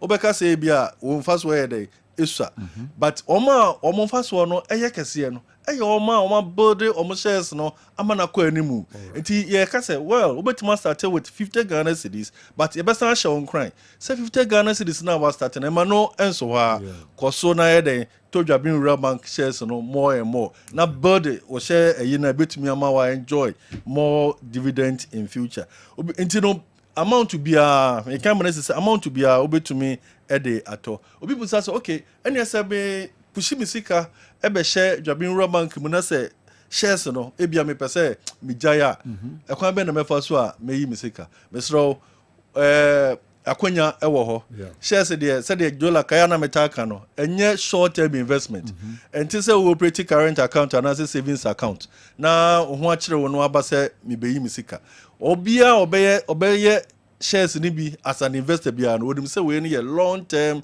investment enu nti no ye mamu so say eden me dia beto ochina mi beyi na mom say upese unya usika ni bia akonya wo hono ma oba na do share certificate no ebren a ye betumi ama onsa ayere aka usika Laka obi ebusa say enu nti say me shareholder e odwabin rural bank enti no me pebusia menye bia na ane say o pebusia odwabin rural bank dia say de da e ka no ubenya bi but enye through acquisition of shares shares no eda ne baby ena u operate account ama ya tu ama abosia no so yeden eda ne baby it is say o pese ubie account na botaye no say o pese o de beje bosia eno so be mo bie account wa yewe ni bi current account savings account susu account account to be a pese obie bia no akonya wo ho se de be ya uye ni ye a enam so betumi ama wanya bosia na mom se wo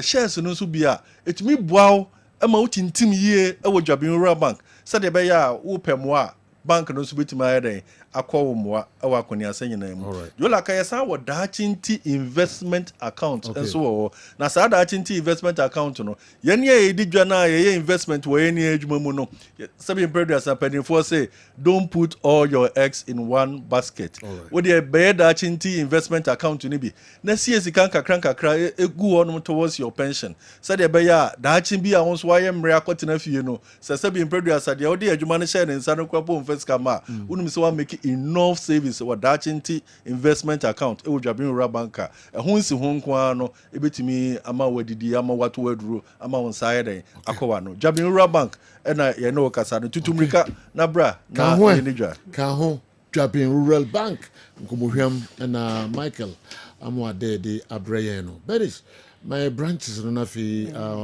numbers no na fi yenimo eni enkraka sejo me kan fu dwabin rural bank amu obi biara o tie so pese unyini wo sikasemu pese wadwuma tumpon a na me kan fu se fa ho bebo dwabin rural bank de hia your Ghana card ofa Ghana card 2 passport pictures light bill na water bill borura mu dwabin rural bank your branches mu bia na ko bie account ubie savings ana se dada susuna no operational cost entity ebie nim susune so de bia ya ne ba ho ebeji sika no koto ye de to ho ani se unya message no e wo phone so ni nyina mu so opelon a eno so ubenya bia ehun si ho ne so e wo phone me so ye kira kwan e wo dwabin ya santi dwabin honom na head office no ahemfie ho a obehu dwabin rural bank e wo honom oba ejoso a ejoso nso dwabin rural bank ye traffic light na se honom a ye obonre nso ye station honom a okọ onwe nso market honom a dwabin rural bank ye wo honom obefumeso taxi rank honom na dwabin rural bank obehu ye wo ho oba Roman Hill nso a Roman Hill ye wo ba bia ma ne bokube no Atonzu station honum dwabin rural bank Ketia gate 3 additional branch and then the share anymore okọ magazine new road nso a na ka ejesi abro sen mu abehu dwabin rural bank your pankrono so abrosa tenten pa e market o dwabin rural bank e wo ho okọ aboa so a obehu dwabin rural bank na aba sepen so a Galco house obehu dwabin rural bank mesro frey number C so 0241 72 1065 0241 721065 and I said 0544 745856. Ni na offer ya bejo so. Your cash collection services available ma obi bia dwumadie bia wudi bia sikajeje wa asia no free Dwabin Rural Bank ye cash collection services no na ye meboa wo say dwumadie ebedasi pa Mr. Michael Amwa business development manager Dwabin Rural Bank na fe Benistay ono so business development executive ne no modidi enkomo no ye bede mo sepa da se ne ye be sande mo transfer we dey be amre no so afin na do last minute da so so chia o be jide so ene me ma kwa mo aka elda me too grada bia dan so no se be ya me hu anim Dwabin Rural Bank CEO asem na ye ke me tell pa wo the family you wish see you Father's Day Sunday in advance okay you wish see you happy Father's Day all right me wish you be pa okay you better must pa it was animal at Transibum Dwabin Rural Bank 2023 a best rural bank team of commerce the Emma Omo na enomo edi enkomo kwa Mickey na de ayere papa Argentina na bam papa inti roll Ghana Commercial Bank semefantu enim se sabre de shares no wo bi a wato shares ho a brana be update you profile no kona kwa update you profile no GCB Bank okwa few questions and as a few answers any be demand e dey free o telephone number ni email address ye beje ne dey update you profile no e dey ama we be register on the CSD on the other contact you brokers no na yetimi abwanti ko GCB Bank na kwa update you profile no and so Father's Day baso anything so now within for what me say beton men's shirt T-shirt and as a polo shirt. Now try a betcha free within branded Bluetooth headset at the account. Now they are kwakoma wofa, or they are kwakoma wo uncle no, or they are kwakoma o papa or boyfriend. Now they are kwako channel. Way a jumedia kosum within Father's Day. Shannon so within our Kumasi City Mall, within our SG Mall, within our Edum Unicorn House. High sense, nyama papa nkwa and high sense ton, high sense ope laser television, ope gas cooker, ope washing machine, ope smartphone, and answer sound system, water dispenser, microwave, blender, rice cooker, kettle, iron, air fryer, bomardin phone niche high sense yasweye, na yambo, na sanyama quality, wonsa enkebi, ye besan so amount guarantee, and so our home, say I didn't touch me bia fabreye, your brand is Saudom, our Accra, Achimota, Basuna, Dansuman, East Legon, Kasua, La Paz, West Hill Mall, Tema, Anase, Ayed Kumase, Takrade, Baby Bia, High Sense, Yawo, and Intibra, Niamanya, Papa Nibi, and to Bank of Ghana, and a day in Kratoi Eba, says Sabre, will be a Opeso investment, Memo be and Jew Sika Indi, investment, and a Pesoya, Memo be Jew Sika Enkodi. So be the company Biaba, say investment at Brabeya, now what doubt Kakrebia, Co Bank of Ghana, one of Financial Stability Department, and also from our number ways to 0593 974 486. Obe from a number way so no metimi aboa na nkomodie no enso etimi akoso Toyota Ghana Company Limited wo mse Toyota Starlet no opebi ato a wo showroom no ewo Kumase ye benke eme office Branyamo Toyota Starlet ni bi na nsuko use eyaka ne comfortability no enso ewo soro kwesieda eben bomaden na hyene so se MTN FA Cup obi anya obia no eba be koso MTN everywhere you go MTN same ewo aye Legon Honey Bia Kinsin Bekosom Abra Kumasi Asante Koroko and the Golden Kick Ebobo Senesum Set Womo Ebeche Nyama Bebre Achedi Bebre Womo Ebeche Ewasiem DSTV so much more Kope DSTV decoder nibi na unya DSTV decoder nibia Ebeboa ye papa DSTV decoder no Ebema Kwai Ema FIFA Club World Cup Eba Bekosi Wonsum Wetimi Ashwebi Dial star 759 hash and any short code no na fe wetimi a register na so wetimi reconnecting with decoder no and so Printware Service Limited and a ton Canon photocopy machines no your IR4235 IR400 C5235 C5535 ope toner ope parts ope transfer papers for t-shirt printing yeba boa mansaka be dum yeba Aseda House edum yeba Trinity House yesanso ewo a mass in school no nhwe nim ho pe ban herbal hospital and wasa wokọ ban herbal hospital a ye beboa ye papa yare awodo a how ni titiu udompen mu yare no we chinkase yare no fa kọ ban herbal hospital na yemboa ni yentu yare na se emfama dompen yare mo how de baby enu a wasa wokọ ban ye beboa yebo mekase okumase yabo kumasi ya number 0244 988004 and answer 0244 083482. Yes, also Ewon Crime Spinters Road number 18 Johnson isum ba esanso our Tonsa Gogo Hospital no nichi hope.